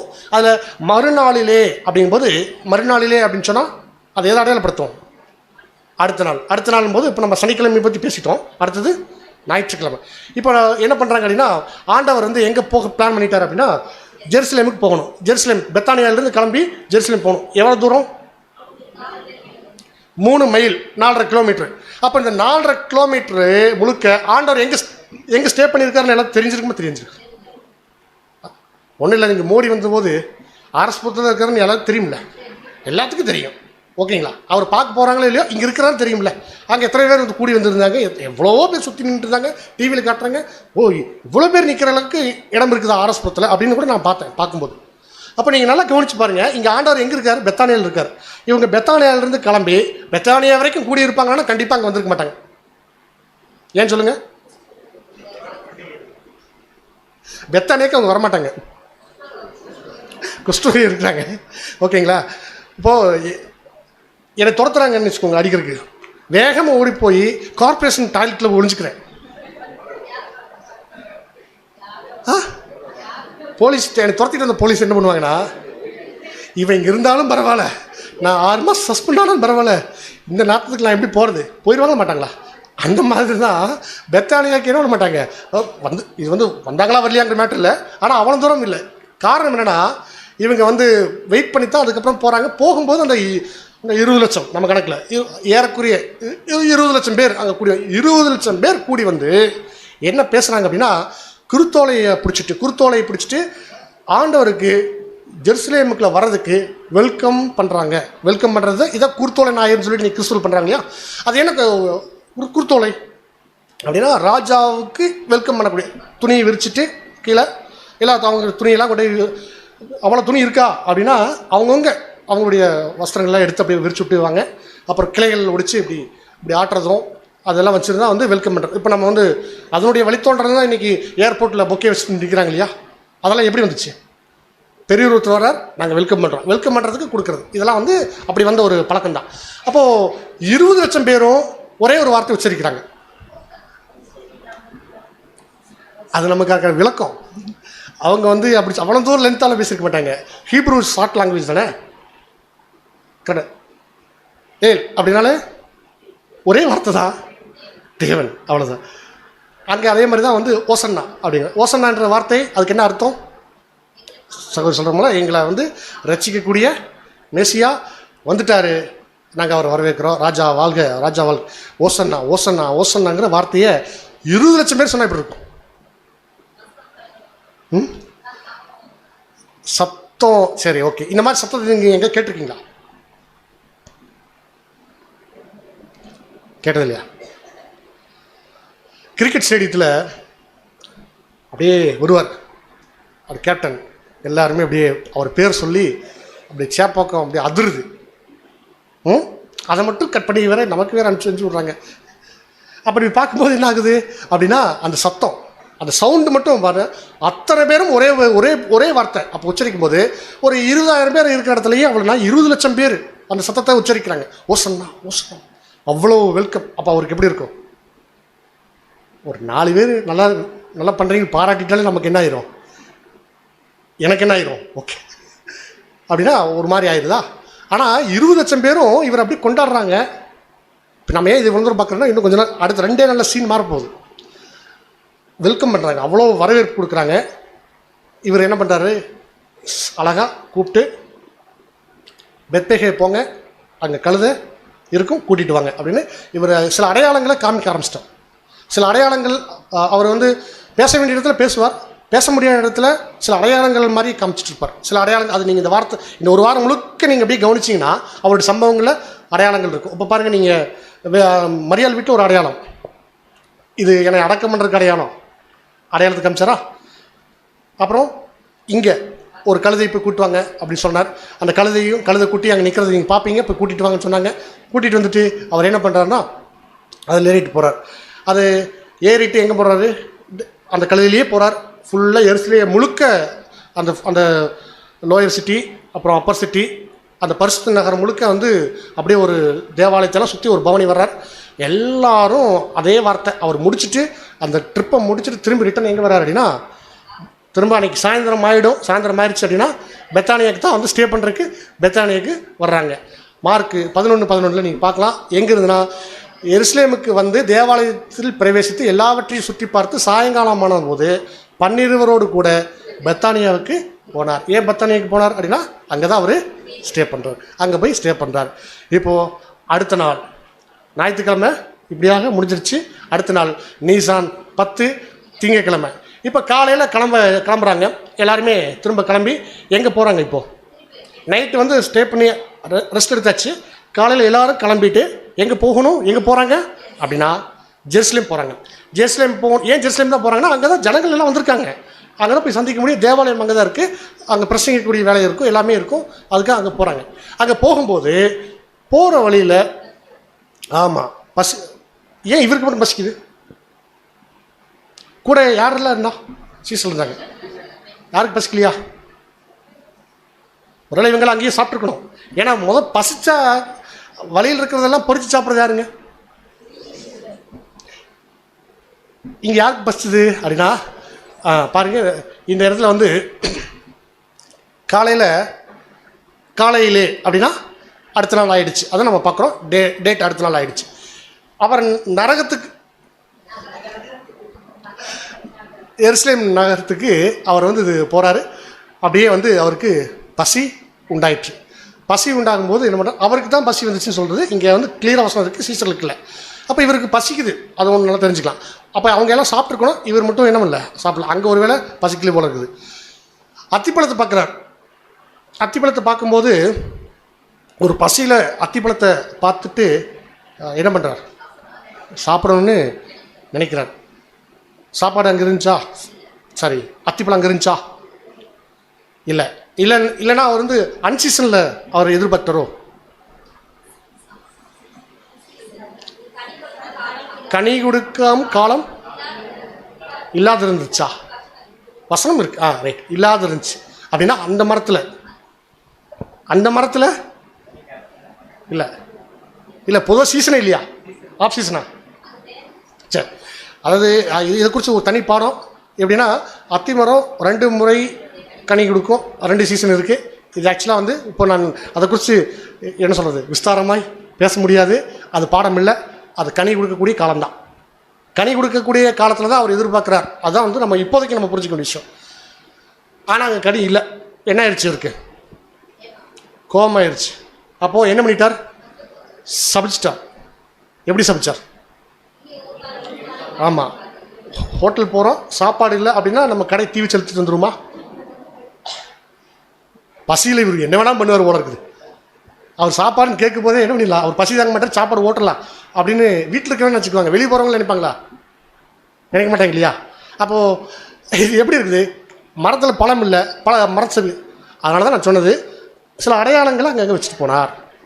அவர் அந்தளவுக்கு ஒரு பொறுமை இழந்தவர் அல்ல. அவர் ஒரு பரிபூரணரில் நம்ம எக்ஸ்ட்ரீம் 100%. ஓகேவா? அப்போ அவர் ஏன் அந்த இடத்துல அந்த கருத்து செய்ய போச்சு அப்படின்னு சொல்லி நீங்கள் கவனிச்சிங்க அப்படின்னா, அத்திமரம் சபிச்சாச்சு, அது அவருக்கு தெரியும் அது என்ன அடையாளங்கிறது. முடிச்சுட்டு இப்போ திரும்ப தேவாலயத்துக்கு வர்றாரு. வரும்போது அங்கே நேற்று வந்த கூட்டத்தை பார்த்துட்டு இன்றைக்கி கடை போட்டாங்க. தேவாலயத்துக்கு முன்னாடியே என்ன கடை? புறா விற்கிறவங்க காசு. ஏன் அங்கே கடை போட்டிருக்காங்க அப்படின்னா முக்கியமாக காசு கடைக்காரர்கள். அதை நம்ம பார்க்குறோம். அதை இவர் என்ன பண்ணுறார்? பார்த்துட்டு தட்டி வீசி அடிச்சு அந்த பிக்சரை நீங்கள் பாருங்கள். அது ஒரு சார்ந்த சொரூபி அவர் பண்ணுற வேலையாது அப்படின்ற மாதிரி இருக்கும். எடுத்து எல்லாத்தையும் அடித்து அந்த காசு கடைக்காரங்களுடைய பழங்கெல்லாம் தட்டி விட்டு புறாவெல்லாம் பறக்குது. பக்கத்து கடைக்காரங்களாம் மிரண்டிட்டு இருக்கிறாங்க எல்லா ஜனங்களும். ஏன்னா இவர் இந்த மாதிரி இப்போ யாரும் பார்த்ததில்ல. சீசர்கள்லாம் பக்கத்துலேயே போக மாட்டாங்க. பேசாமல் இவர் அங்கேயே சாப்பிட வச்சிருக்கலாம் போல இருக்குது அப்படின்னாலும் நினச்சிருப்பாங்க. என்ன நடக்குன்னே அவங்களுக்கு புரிஞ்சிருக்காது. இவர் இந்த மாதிரிலாம் பார்த்தது இல்லையா 3 வருஷமா? இவர் இந்தளவுக்கு சாப்பிட்ட இடத்துல அடிப்பாரா அப்படின்னு யார் பார்க்கல அப்படின்னா அவங்க எதிர்பார்க்கவே இல்லை. இவ்வளோ கோவம் ஒரு மாண்டவருக்கு அப்படின்னு. எனக்கு தெரிஞ்சு பேதுரு போய் என்னென்னு கேளுங்க நேரம் சொல்லி தான் பேதுருவில் இந்த டைம் பக்கத்தில் வந்திருக்கிறதுக்கான வாய்ப்பே இல்லை. ஏன் அப்படின்னா அங்கே அவர் வந்து வேற மாதிரி நிற்கிறார். இதுவரைக்கும் கண்டிராத ஒரு புது அவ்வளோ வல்லமை அவருக்கு இருந்த ஒரு வல்லமையை அங்கே செயல்படுத்துகிறார். ஏன் அவ்வளோ கோபம்? ஆமாம், வைராக்கியம். எப்படி வைராக்கியம் அப்படிங்கும்போது அவர் என்ன சொல்கிறார் அப்படின்னா, நீங்கள் இது ஆமாம்மா நீங்கள் எப்படி என்ன பண்ணிட்டீங்க, நீங்கள் கல்லறுப்பு ஆக்கிட்டீங்க. என் வீடு, பிதாவினுடைய வீடு, அது ஜெப வீடு. அதில் அவருக்கு இருந்த கோபம் என்ன தெரியுங்களா? என்ன கோபம் தெரியுங்களா? அந்த காசு கிடைக்காரன்னா அது மணி எக்ஸ்சேஞ்சர். உங்களுக்கு தெரியும், நம்ம செப்பனையில் ஒரு வசனம் படிக்க முடியும். அவங்க ஒரு குரூப்பு. அந்த குரூப் யார் அப்படின்னா நோட்டு அடிக்கிறவங்க. எப்படி நோட்டு? இப்போ வெளியே நம்ம ஏற்கனவே பார்த்தது போல் வெளியே அதாவது வெளியே மக்களுடைய புழக்கத்தில் இருக்கக்கூடிய பணம் தேவாலயத்துக்கு செல்லாது. அப்போ என்ன பண்ணணும் அப்படின்னா நீங்கள் அங்கே போய் காணிக்கை போடணும். ஒரு எக்ஸாம்பிள் சொல்கிறாங்க, காணிக்கை போடணும். தேவாலயத்துக்கு காணிக்கை போடணும். எங்கள் எவ்வளோ இருக்குது? ஒரு 10,000 இருக்குது. 10,000 ஜாஸ்தி, 1000 இருக்குது. நீங்கள் நம்ப மாட்டீங்க, அதனால தான் 10,000 இருக்குது. இப்போ 1000 கொண்டு நான் காணிக்கை போடணும். காணிக்கை போடுறதுக்காக நான் உண்டிட்டு போனேன். தம்பி இருப்பா, இந்த காசு இங்கே செல்லாது. என்ன பண்ணுனேன்? அங்கே போ, காசு கிடைக்கிற இருப்பாங்க, 1000 கொடு. அவங்க வந்து என்ன பண்ணுவாங்க, ஒரு காசு தருவாங்க, அதை கொண்டு சரி 1000 கொண்டு கொடுப்போம், 1000 தான் திருப்பி தரணும், அவ்வளோ தர மாட்டாங்க. எவ்வளோ தருவாங்க அப்படின்னா 200 300 தருவாங்க. அப்போ 700 என்ன சர்வீஸ் சார்ஜா அப்படின்னா டிரான்சாக்ஷன். இப்போ எப்படி டாலருக்கும் ரூபீஸ்க்கும் இருக்கிற டிஃப்ரெண்ட் இருக்கு இல்லையா, இங்கே ₹1 அங்கே ₹1 ஈக்குவலாக தான் இருக்கணும். ஆனால் எப்படி அங்கே ₹100 மேலே தாண்டி போயிட்டு இருக்குது அப்படின்னா அது பெருசு. அப்போ இது என்ன பண்ண ஆரம்பிச்சாங்கன்னா, ஜனங்கள்னால பலி செலுத்த முடியாத அளவுக்கு தடை செய்ய ஆரம்பிச்சாங்க. சரிப்பா, காசு கொண்டு போனதை இந்த மாதிரி பிரச்சனை பண்ணுறாங்க, போகும்போதே புறா வாங்கி காலை கட்டி சைக்கிள் மாட்டிட்டு போயிடுவோம் அப்படின்னு போனால் கூட அதை வாங்கிட்டு வச்சுட்டு நீங்கள் இங்கே தான் புறா வாங்கணும்பாங்க. யாரையும் பலி செலுத்த விடாமல் தடை செஞ்சுட்டு இருந்தது மிகப்பெரிய ஒரு அருவருப்பாக இருந்துச்சு அந்த தேவாலயத்தில். அப்போ என்ன பண்ணாங்க அப்படின்னா, அப்போ பலி செலுத்துறத யாராவது இஸ்ரேல் ஜனங்கள் பலி செலுத்துறத தடை செஞ்சாங்கன்னா அதை என்ன பண்ண முடியாது, பொறுத்துக்கொள்ளவே முடியாது. அப்போ தேவனுக்கும் மனுஷருக்கும் மத்தியில் ஆண்டவர் தான் இருக்கிறார். அப்போ இவங்க எப்படி வர்றாங்க, இந்த பிஸ்னஸ்க்காக யார் ஹெட் அப்படின்னா அன்னைக்கு இருந்த பிரதான ஆசாரியர் காய்பாவுடைய மாமனார், முன்னாள் போன வருஷம் அண்ணா, அவர் தான் வந்து அவருடைய பிஸ்னஸ். அப்போ என்ன ஆயிடுச்சு, இதெல்லாம் பண்ணிட்டு இருக்கிறதெல்லாம் பார்த்துட்டு இதை முடிச்சுட்டு அப்படியே வந்து எல்லாருமே அப்படியே கிடக்குது, அப்படியே அங்கேயே நின்று பேசுகிறாங்க, ஏன் இதை பண்ணோம் அப்படின்றதெல்லாம் பேசுகிறாங்க. அதில் நிறைய விஷயங்கள் அந்த அவங்க பண்ணுற அநியாயங்கள் எல்லாமே ஜனங்களுக்கு எடுத்து நல்லா சொல்கிறேன், ஸ்ட்ராங்காக சொல்கிறேன். அப்படி சொல்லும்போது பக்கத்தில் இருக்கிறவங்களாம் வந்து சொல்கிறாங்க, யார் குறித்து பேசுகிறது தெரியுங்களா, உங்களுக்கு தான் சொல்கிறாங்க. அப்படிங்கும்போது தெரியுது பேசும்போது தெரியாதா யாரை பற்றி பேசுகிறாங்கன்னு, தெரியுதா, ஓகேங்களா. அப்போ அவங்களுக்கு என்ன ஆகுது தெரியுது. அப்போ என்ன சொல்கிறாங்க, அந்த நிமிஷம் அவங்களுக்கு என்ன ஆகுது, மைண்ட் இவர் என்ன பண்ணணும், இப்போ தான் முடிவு பண்ணுறாங்க, இவரை இதுக்கப்புறம் விட்டு வச்சோம்னா வேலைக்காகாது அப்படின்ட்டு செய்கிறாங்க. இதுதான் யாருக்கு வேணும், இதுதான் யாருக்கு வேணும், ஆண்டவர் இதை எதிர்பார்த்தாரு, செஞ்சாங்க. இப்போ அந்த சம்பவம்லாம் முடிஞ்சிச்சு. இப்போ திரும்ப எங்கே போகிறாங்க அப்படின்னா பெத்தானியாவுக்கு ரிட்டர்ன் ஆகுறாங்க. இப்போ திங்கட்கிழமை நாள் முழுக்க காலையில் வந்தாங்க, வர்ற வழியில் அத்திமரத்தை சபிச்சாங்க, திரும்ப வந்து தேவாலயத்துக்கு போனாங்க. அங்கே இருக்கக்கூடிய காசு கடைக்காரர்கள் இவங்க எல்லாத்தையும் என்ன பண்ணுறாங்க, அடித்து விரட்டிட்டு அங்கே வந்து எல்லாத்துக்கும் அந்த தேவனுடைய வார்த்தைகளை பேசிட்டு திரும்ப ரிட்டர்ன் வந்து எங்கே வர்றாங்க, பெத்தானியாவுக்கு வந்துடுறாங்க. இப்போ பெத்தானியா வந்துட்டு இப்போது அடுத்த நாள் செவ்வாய்க்கிழமை நீசான் 11 திரும்ப எங்கே போகிறாங்க, எருசலேம் போகிறாங்க. அதே வழி அதே மரம் பட்டு போயிருக்கு. பேதுரு இப்போ வந்து வேகமாக வந்து ஆண்டவர்கிட்ட, நீங்கள் சபிச்ச மரம் என்ன ஆயிடுச்சு, பட்டு போச்சு அப்படிங்கும்போது ஆண்டவர் வந்து எஸ், யார் சபிச்சது, யார், நான் இல்லை அப்படின்னு ரியாக்ஷன் கொடுத்துருப்பாரா, என்ன பண்ணி பண்ணால் மனசில் அவருக்கு என்ன இருக்கும், பெரிய வேதனை இருக்கும். நான் சபிச்சு பட்டு போகல எப்படி அப்படின்ற எண்ணம் அவருக்கு துளி கூட இல்லை. ஆனால் என்ன நடந்திருக்கும் அப்படின்போது கண்ணீர், அத்திமரத்தை பார்த்து அழுகலை, இஸ்ரேல் ஜனங்களை பார்த்து தான் அவர் அழுதார். இஸ்ரேல் ஜனங்களுக்காக அந்த ஜனங்கள் எப்படியாக அவங்க வந்து என்ன பண்ண போகிறாங்க, இப்படியாக அவர்கள் வந்து அவங்களுடைய இது வந்து பாழாய் போகுது தேசம், அவங்களுடைய எல்லாருமே எப்படியாக போகிறாங்க, சமஸ்த இஸ்ரேலரும் இப்படியாக போகிறாங்கன்றத இந்த மரத்தினுடைய சூழ்நிலையை பார்த்து என்ன ஆகிறாருன்னா, இப்போது கனி கொடுக்கக்கூடிய காலத்தில் அவங்க கனி கொடுக்காதனால அவர் என்ன பட்டு போகிறதுக்கான சாபம் வந்துருச்சு. அடுத்த மறுநாளே அங்கே பட்டு போச்சு அப்படிங்கிறத நம்ம பார்க்குறோம். இதை பார்த்து அவருக்கு வந்து அவர் தான் சபிச்சிருந்தாலும் அது தேவனுடைய திட்டம், அவர் செஞ்சுட்டாலும் அது எப்படி வருத்தத்தோடு அந்த காரியத்தை செஞ்சு அதை கடந்து போகிறார். அந்த மரத்தை தாண்டி போகும்போது அவர் ரொம்ப மன வருத்தத்தோடு போயிருப்பார். இப்போ திரும்ப தேவாலயத்துக்கு போகும்போது அங்கே ஆல்ரெடி தயாராக இருக்காங்க. ஏன், நேற்று ஆண்டவர் பண்ண சம்பவம் அந்த மாதிரி இருக்குது, வெரி ஸ்ட்ராங் பவர்ஃபுல் சம்பவத்தை அங்கே செஞ்சுட்டார். அப்போது இங்கே ஆல்ரெடி ஏற்கனவே ரெடியாக இருக்கிறாங்க. யாரெல்லாம் இருக்காங்க அப்படின்னா, யாருடைய கூட்டம் ஜாஸ்தியாக இருக்குது அப்படின்னா பிரதான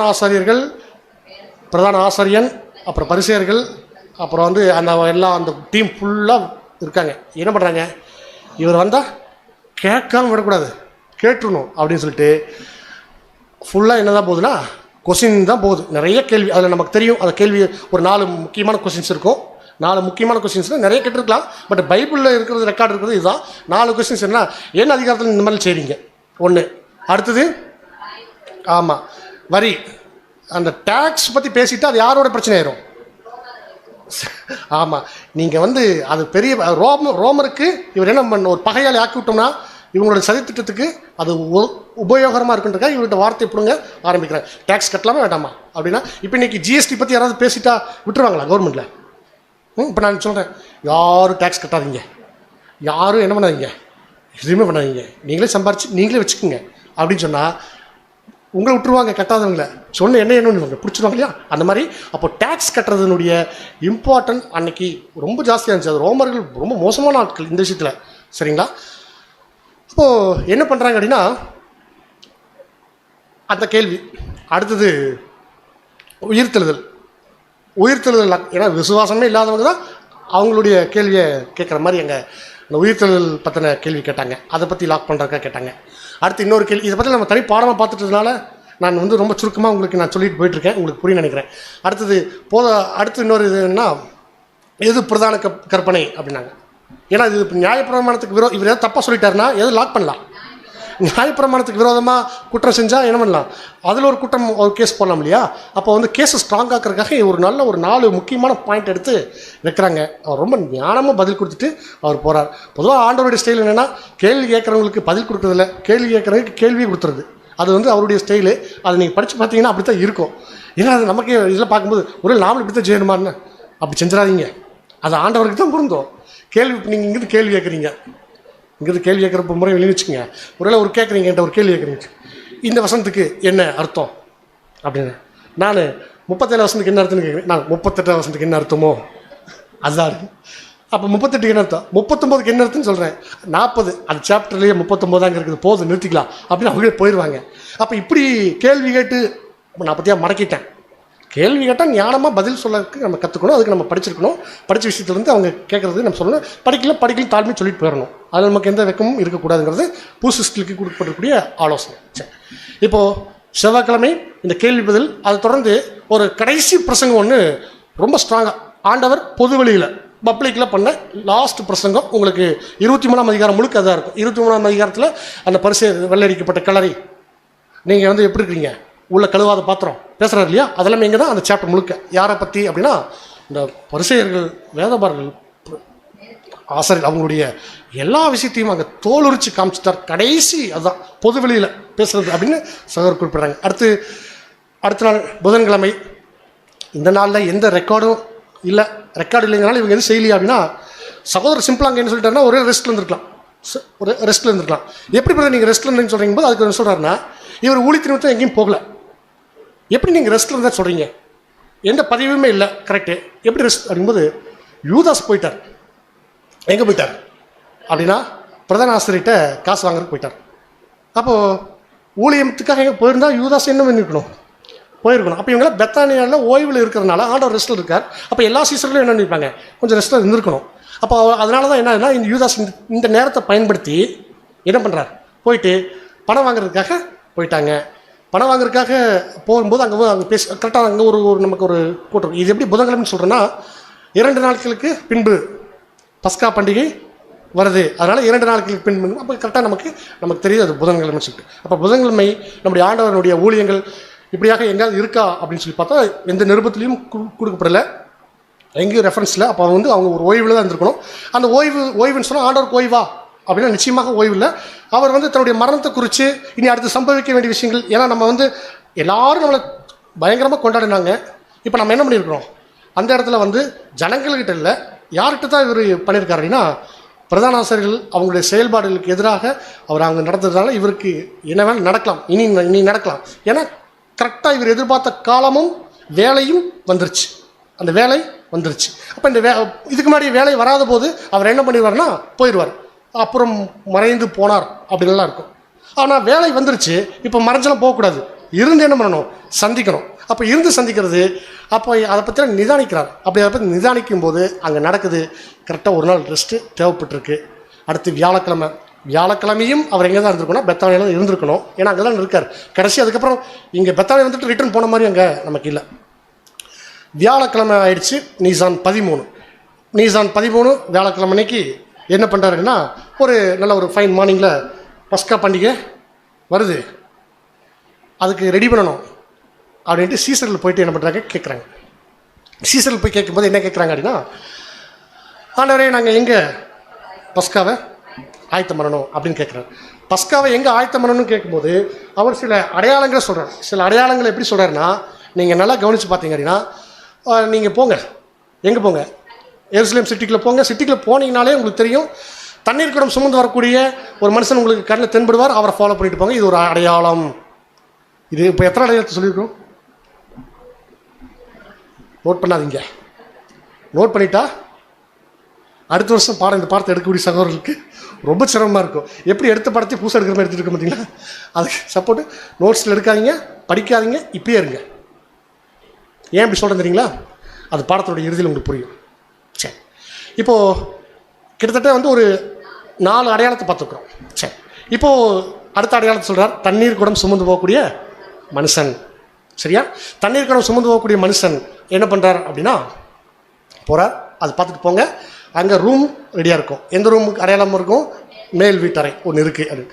அப்போ அங்கே என்ன சீசர் சொல்கிறாங்க அப்படின்னா கரெக்டாக இவர் சொல்லி அனுப்புகிறார். கரெக்டாக சகோதரி வாசிக்கிறீங்களா?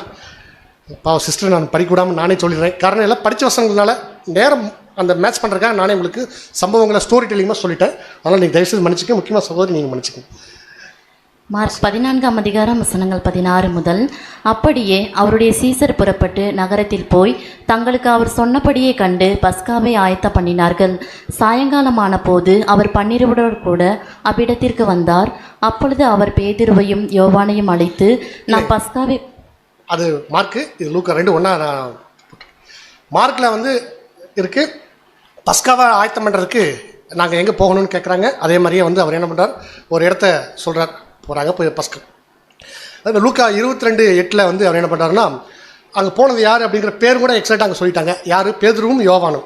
இந்த அரேஞ்ச்மெண்ட் ஒர்க்குக்காக நியமிக்கப்பட்ட ஒரு ஊழியக்காரராக நம்ம பார்க்குறோம். அவங்க போய் என்ன பண்ணுறாங்கன்னா, பஸ்காவை புசிக்கிறதுக்கு நீங்கள் போய் அதை நமக்கு ஆயத்தம் பண்ணுங்கள் சொல்லிட்டு யார் சொல்லியிருக்கிறா?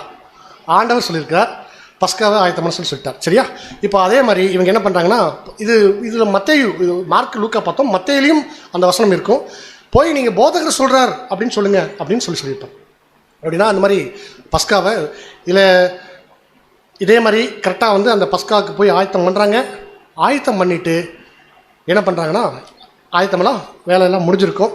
அன்றைக்கி ஃபுல் டேயில் அதுக்கான ஆயத்தங்கள் எல்லாமே செஞ்சுருப்பாங்க. செஞ்சுட்டு இப்போது சாயங்காலம் ஆகும்போது எங்கே போகிறாங்க? மேல் வீட்டு அறைக்கு போகிறாங்க. சாயங்காலம் ஆச்சுன்னா என்ன நாளாயிரும்? 14ஆம் தேதி ஆரம்ப சாயங்காலம். என்ன பண்ணுறாங்க?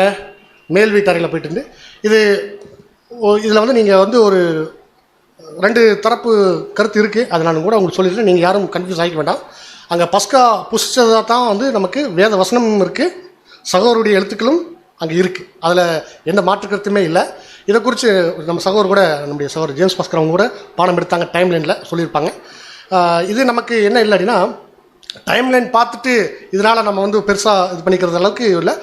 நம்முடைய குணலட்சணங்கள் அதில் நம்ம வந்து என்ன பண்ணிக்கிறது இருக்குது பார்க்க வேண்டியதுதான். வந்து முக்கியமாக இந்த நினைவுறுதல் நாட்களில் நாம் பார்க்க வேண்டிய விஷயம் அதுதான் அப்படின்னு கூட வந்து சொல்லி கொடுத்துருப்பாங்க நமக்கு. ஆனால் வந்து இது இப்போ என்னுடைய தனிப்பட்ட ஒரு விசுவாசம் காரியம். இது வேதவசனத்தின் அடிப்படையில் அங்கே அவங்க பஸ்கா தான் பண்ணியிருக்காங்க. அது எப்படின்றதுனால நம்ம வந்து பார்க்கலாம். என்ன அப்படின்னா, இதில் வந்து எப்படி பஸ்கா அப்படின்னா அதுக்காக பஸ்கா தான் ஆயத்தம் பண்ணியிருக்காங்க. ஆண்டவர் பஸ்கா தான் ஆயத்தம் பண்ண சொல்கிறார். இன்னும் கூட மார்க்கு 11:11 நினைக்கிறேன், 14 பாருங்கள். அதில் கூட ஒரு பஸ்காவை புசிக்கிறதுக்காக நீங்கள் ஆயத்தம் பண்ணுங்கள், நான் பஸ்காவை புசிக்கிறதுக்கு அப்படின்னு சொல்லியிருப்பார். அப்படின்னா வந்து ஆண்டவர் பொய் சொல்ல மாட்டார் இல்லையா? 14 தானே? இதில் ஸ்க்ரீனில் இருக்காது, பட் நீங்கள் அதை குறிச்சு வச்சுக்கோங்க. பஸ்காவை புசிக்கிறதுக்கு அப்படின்னு சொல்லி ஆண்டவர் அங்கே என்ன பண்ணியிருப்பார்னா கொடுத்துருப்பார். அப்போ அங்கே என்ன பண்ணியிருக்காங்கன்னா அவங்க பஸ்கா புசிச்சிருக்காங்க. அப்புறம் எப்படி ஒன்றும் பஸ்கா ஆடை அடிக்கப்படல டைம் அப்படின்லாம் அது ஆமாம், அது ஒரு கருத்து இருக்குது. இப்போ 2 தரப்புலையும் ஸ்ட்ராங் பாயிண்ட் இருக்குது. அதனால் இது ஒரு ஆராய்ச்சிக்கு தான் நம்ம வந்து விடுறோம். ஆனால் இதில் ஒரு விஷயத்தை நான் உங்களுக்கு சொல்லிட்டேன். இந்த மேல் வீட்டறையில் இருக்கக்கூடிய விஷயங்களில் வந்து அங்கே பஸ்கா என்ன பஸ்கா வாங்க அது நினைவுறுதலுக்காக அவர் சொன்னார்னா அவங்களுக்கு புரியல, சீசனுக்கே புரியல. இப்போ எப்படி நம்ம புரியாமல் இருக்கணும், அவங்களுக்கும் புரியல தான்.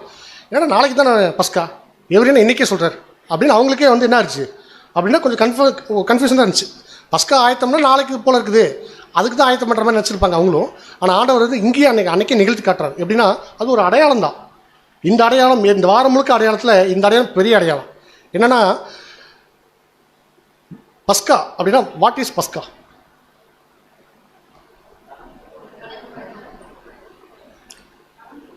கடந்து என்ன கடந்து போகுது? கடந்து போகுதுன்னா ட்ரெயினா, பஸ்ஸா, காரா, ஆளா, மாடா?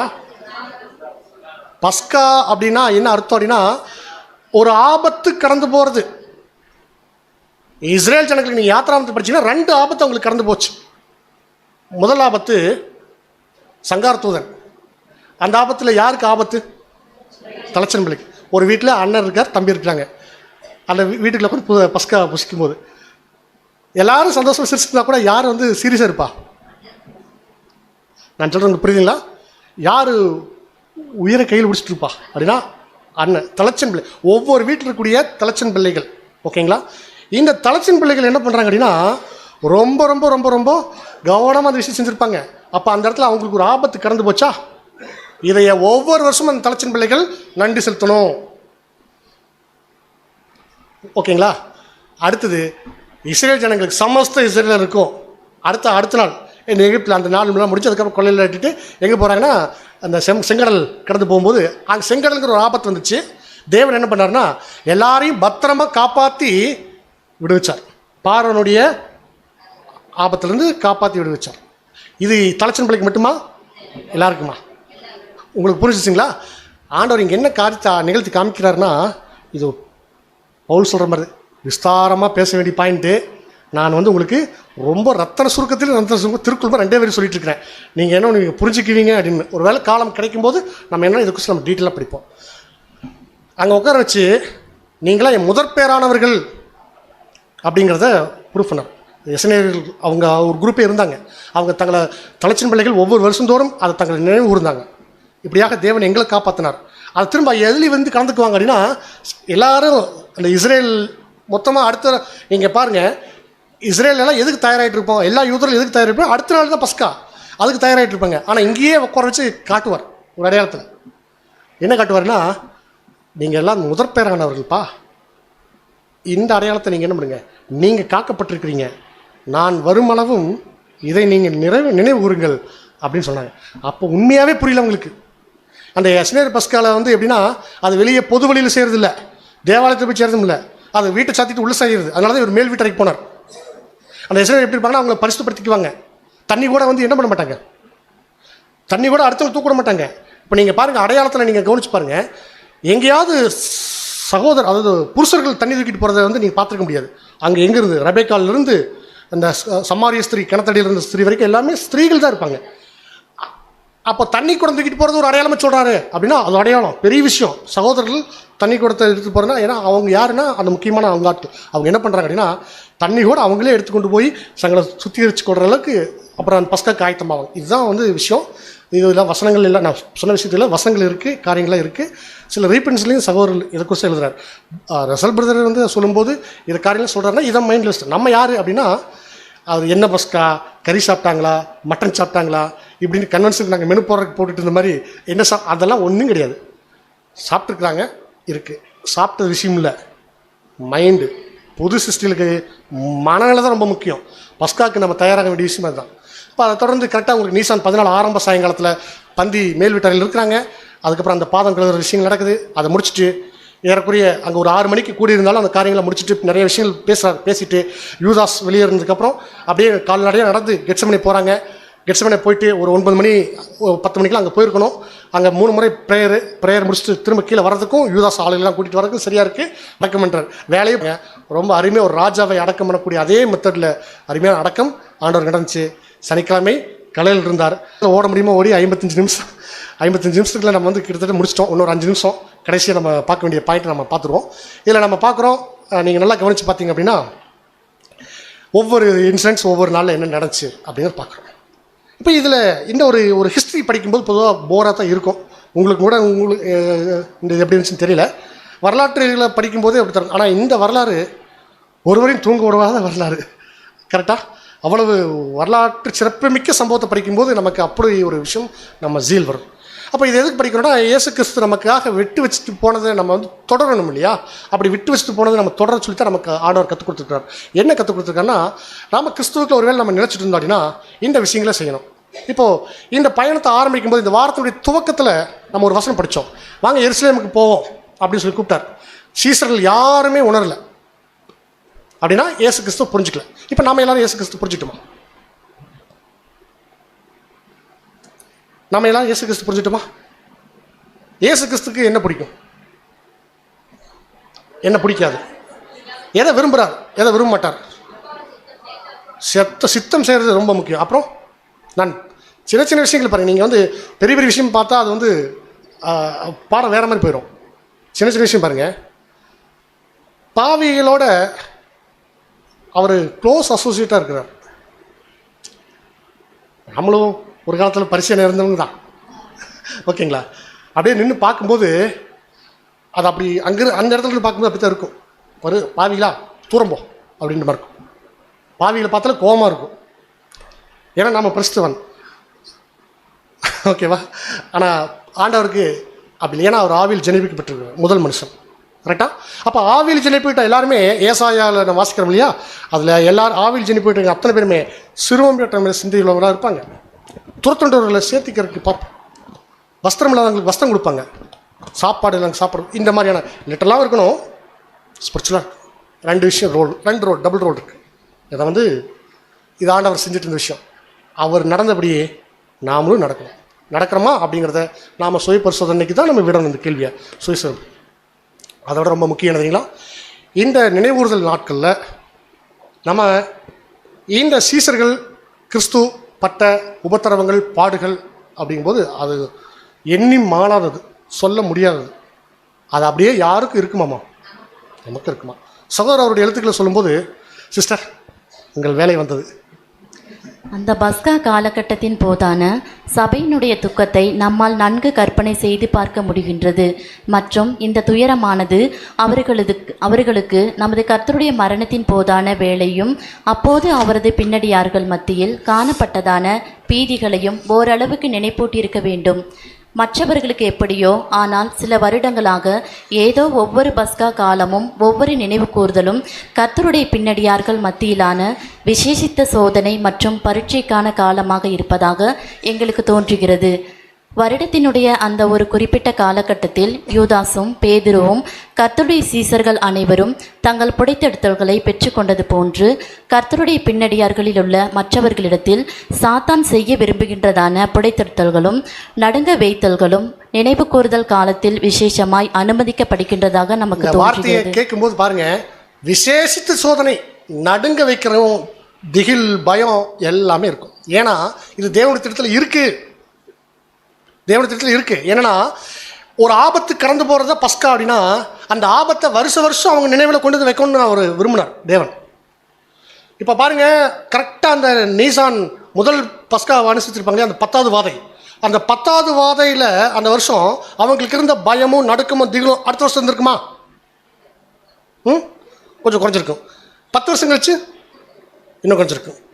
செங்கடலை கடந்து வரும்போது அந்த வருஷம் இருந்தது பயம், அன்னைக்கு நைட்டு தப்பி பிழைப்போமா அப்படின்றது, அடுத்த வருஷம் குறைஞ்சிரும். ஆனால் நினைவு கூறும்போது நீங்கள் அந்த பெயினை நினச்சி பாருங்கள். நீங்கள் பட்ட தேவன், நீங்கள் எவ்வளோ ஆபத்தில் இருந்தீங்க, உங்களை எப்படி காப்பாற்றினார் அப்படின்னு நினச்சி அவருக்கு நன்றி சொல்லுங்கள். அதுக்கு பேர் பஸ்கான்ட்டார். அந்த பெயினை, அந்த வலியை நம்மளுடைய சிந்தையில் கொண்டு வரணுங்கிறது தேவனுடைய திட்டமாக இருந்துச்சு. பேதுருட்ட சொன்னார், நீங்கள் என்ன பண்ணுங்க, சாத்தான் வந்து அப்ரூவல் வாங்கிட்டான்ப்பா, புரியுது? இப்போ இந்த வசனத்தை படிக்கும்போது சாத்தான் உத்தரவு கேட்டுக்கொண்டான். சரி, சாத்தான் கேட்டால் நீங்கள் கொடுத்துறதா? நான் தரமாட்டேன்னு சொல்ல வேண்டியதானே, அப்படி கொடுத்துறாரு. ஏன்னா இதில் ஒரு காரணம் இருக்குதுங்க. என்ன காரணம் இருக்குது தெரியுங்களா? தேவன் அங்கே வச்சிருக்க நோக்கம் என்னென்னா, நம்ம இந்த டைமில், அதாவது கம்பெனியில் ஒர்க் பண்ணுறதுக்கு தெரியும், வருஷத்துக்கு ஒரு தடவை இன்க்ரிமெண்ட்டா, சரி இருக்குன்னு வச்சுக்கோங்க, ரூல்ஸ் இருக்கா, சரி வருஷத்துக்கு ஒரு இன்க்ரிமெண்ட்டு, ப்ரொமோஷன் அப்படின்னா வருஷத்துக்கு ஒரு ப்ரொமோஷன் புதுசு ஸ்டிலுக்கு எப்படின்னா இந்த பஸ்கா தான். மிகுந்த உபத்திரத்தை கொடுத்து அந்த உபத்திரத்துலேருந்து நம்மளை எல்லாத்துக்கும் பிரச்சனை. நீங்கள் நல்லா யோசனை பாருங்கள், வராத பிரச்சனை இந்த 2-3 மாதம் வந்திருக்கும், வரலைன்னா ஒன்று வரும். வாழ்த்துக்கள். இப்படி ஒரு சாபமா, இதுக்கு தான் நீ வந்தியா 10 நாளுக்கு அப்புறம் அப்படின்றீங்களா? உண்மையாகவே அதுதாங்க. எனக்கு இருக்குது. நானும் ஒரு 2 வாரமாக தரமாக இருக்கோம். ஓகேவா? இப்போ நீங்கள் நல்லா புரிஞ்சுக்குங்க. வேலை செய்கிற இடத்துல, வீட்டில், எக்லிஷாவில் நல்லா பேசுகிறவங்களோட முறைச்சிக்கிட்டு என்ன மாதிரி எல்லாமே இருக்கும். இந்த டைமில் தான் வந்து நம்ம எப்படி இருக்கணும்னா ஒரு ஜெபசந்தியிலே இருக்கணுமா, தப்பிச்சுக்கலாம். ப்ரேயர் இந்த நாளில் பண்ணக்கூடிய ஜெபத்துக்கு தேவன் உடனடியாக பதில் கொடுக்குறார். தேவன் காப்பாற்றிடுறார், தூதரை கொண்டு காப்பாற்றிடுறார். நீங்கள் பாருங்கள், இந்த இடத்துல திரும்ப கூட இன்னொரு ரீபன்ஸில் இதே பாயிண்ட் சொல்கிறாரு. இப்போ என்ன பண்ணக்கூடாதமோ இந்த இடத்துல, இந்த மாதிரி டைமில் எல்லாரும் சோதனையில் இருப்பாங்க, எல்லாரும் பெயினில் இருப்பாங்க.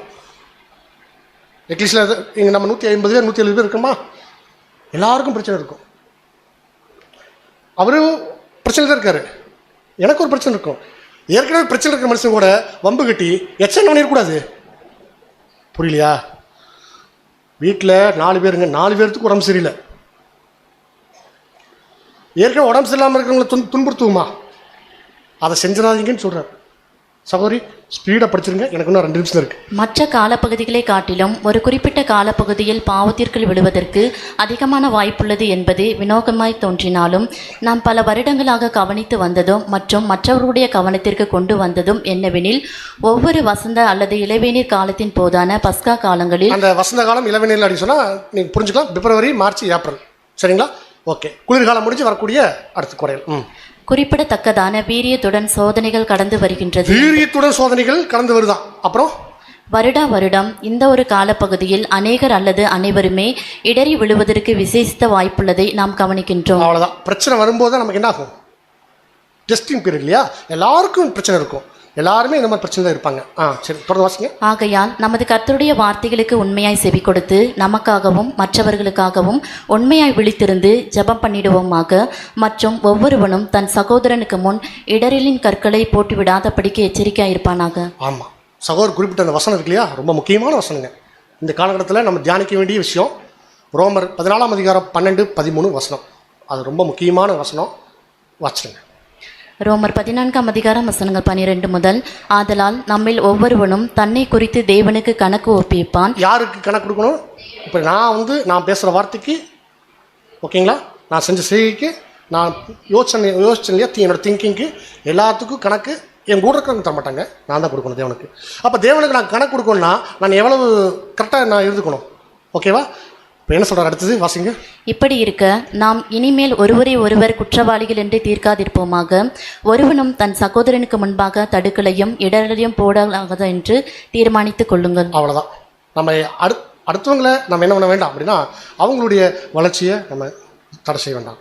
அவங்களுடைய இதை நம்ம என்ன பண்ண வேண்டாம், தடுக்கல் தானே, தடுக்கல் இடரல், இந்த ரெண்டுமே பண்ண வேண்டாம் அப்படின்ற அதான் கொடுத்துருக்கார். ரோமர் 14 அதிகாரம் 13 வசனம். அடுத்து எபிரேயர் 2:1, அதுவும் உங்களுக்கு இது சம்மந்தமான வசனம் தான். கரெக்டாக அது வார்த்தையாக வந்துருச்சு. நம்ம என்ன பண்ணக்கூடாது அப்படின்னா, கூடுமான வரைக்கும் நம்ம மற்றவங்களுக்காக நம்ம இங்கே என்ன பண்ணணும், இந்த டைமில் ஜெபம் பண்ணணும். நமக்காக ஜெபம் பண்ணுறோம், மற்றவங்களுக்காக ஜெபம் பண்ணணும். அந்த ஜெபத்துக்கு தேவன் என்ன பண்ணுறோம், பதில் கொடுக்குறார். ஒருவேளை இந்த டைமில் நம்ம அப்படி ஒரு ஜெப சிந்தை இல்லாமல் இருந்துச்சுன்னா, நம்ம ஏற்கனவே சொன்னது போல தான், ஒருவேளை நம்ம வேதமானவராக இருக்கிறோம், நம்ம எல்லாருமே நம்ம ஜெபம் பண்ணுறது நம்ம வாழ்க்கையில் ஒரு நாளைக்கு நம்ம 2 தடவை நம்ம ஜெபம் பண்ணுறோம். காலையில் மன்னா பரிசுத்த ப்ரேயர், நைட்டு தூங்கும்போது இறைவனில் வாசித்து ஒரு ப்ரேயர் அப்படின்னா அது பத்தாது. இந்த டைமில் ப்ரேயரை இன்க்ரீஸ் பண்ணணும். எப்படி அதை நீங்கள் பிளான் பண்ணிக்கிங்க, எப்படின்னு 2, 3 ஆக்கிடுங்க. வாய்ப்பு இருந்தால் 4 கூட ஆக்கிடுங்க. எந்த அளவுக்கு ஜெபத்தை நீங்கள் இன்க்ரீஸ் பண்ணுறீங்களோ அந்த அளவுக்கு உங்களுக்கு தேவனுடைய பாதுகாப்பு கிடைக்குது. அவர் தூதர்களுக்கு கட்டளை எடுக்கிறார். எல்லா பிரச்சனைகளுக்கும் தேவன் ஒரு தூதரை அனுப்பிச்சு நம்ம பிரச்சனை சால்வ் பண்ணுறோம். சங்கீதம் 34 வீட்டில் போய் படிச்சுக்குங்க. உங்களுக்கு எப்போலாம் பிரச்சனை வருதோ அப்போலாம் எடுத்து படிங்க.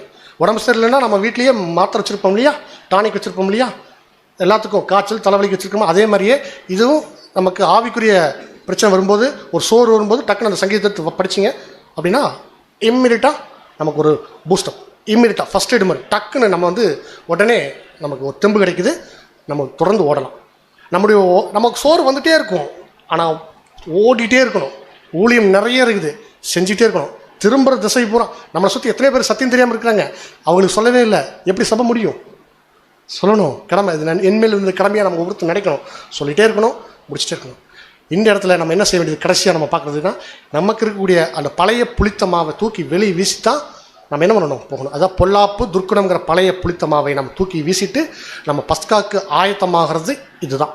பஸ்காக்கு ஆயத்தமாக வேண்டிய நாம் நம்மை நாமே நிதானித்து நம்மகிட்ட ஒரு வேளை புளிப்பு விஷயம் இருக்கா, தேவன் மன்னிக்கிறது தயாராக இருக்கார். புளிப்பை தூக்கி தூரமாக வீசிட்டு நம்ம என்ன பண்ண போகிறோம், தாராளமாக போய் தேவனே எனக்கு கொடுங்க அப்படின்னு சொல்லிட்டு நாம் போயிட்டு என்ன பண்ண போகிறோம். இந்த பஸ்கா காலத்தில் தான் நம்ம இந்த உபத்திரத்தை சந்திக்கும் பொழுது ஒரு ஸ்டெப் நம்ம உயர்றோம்.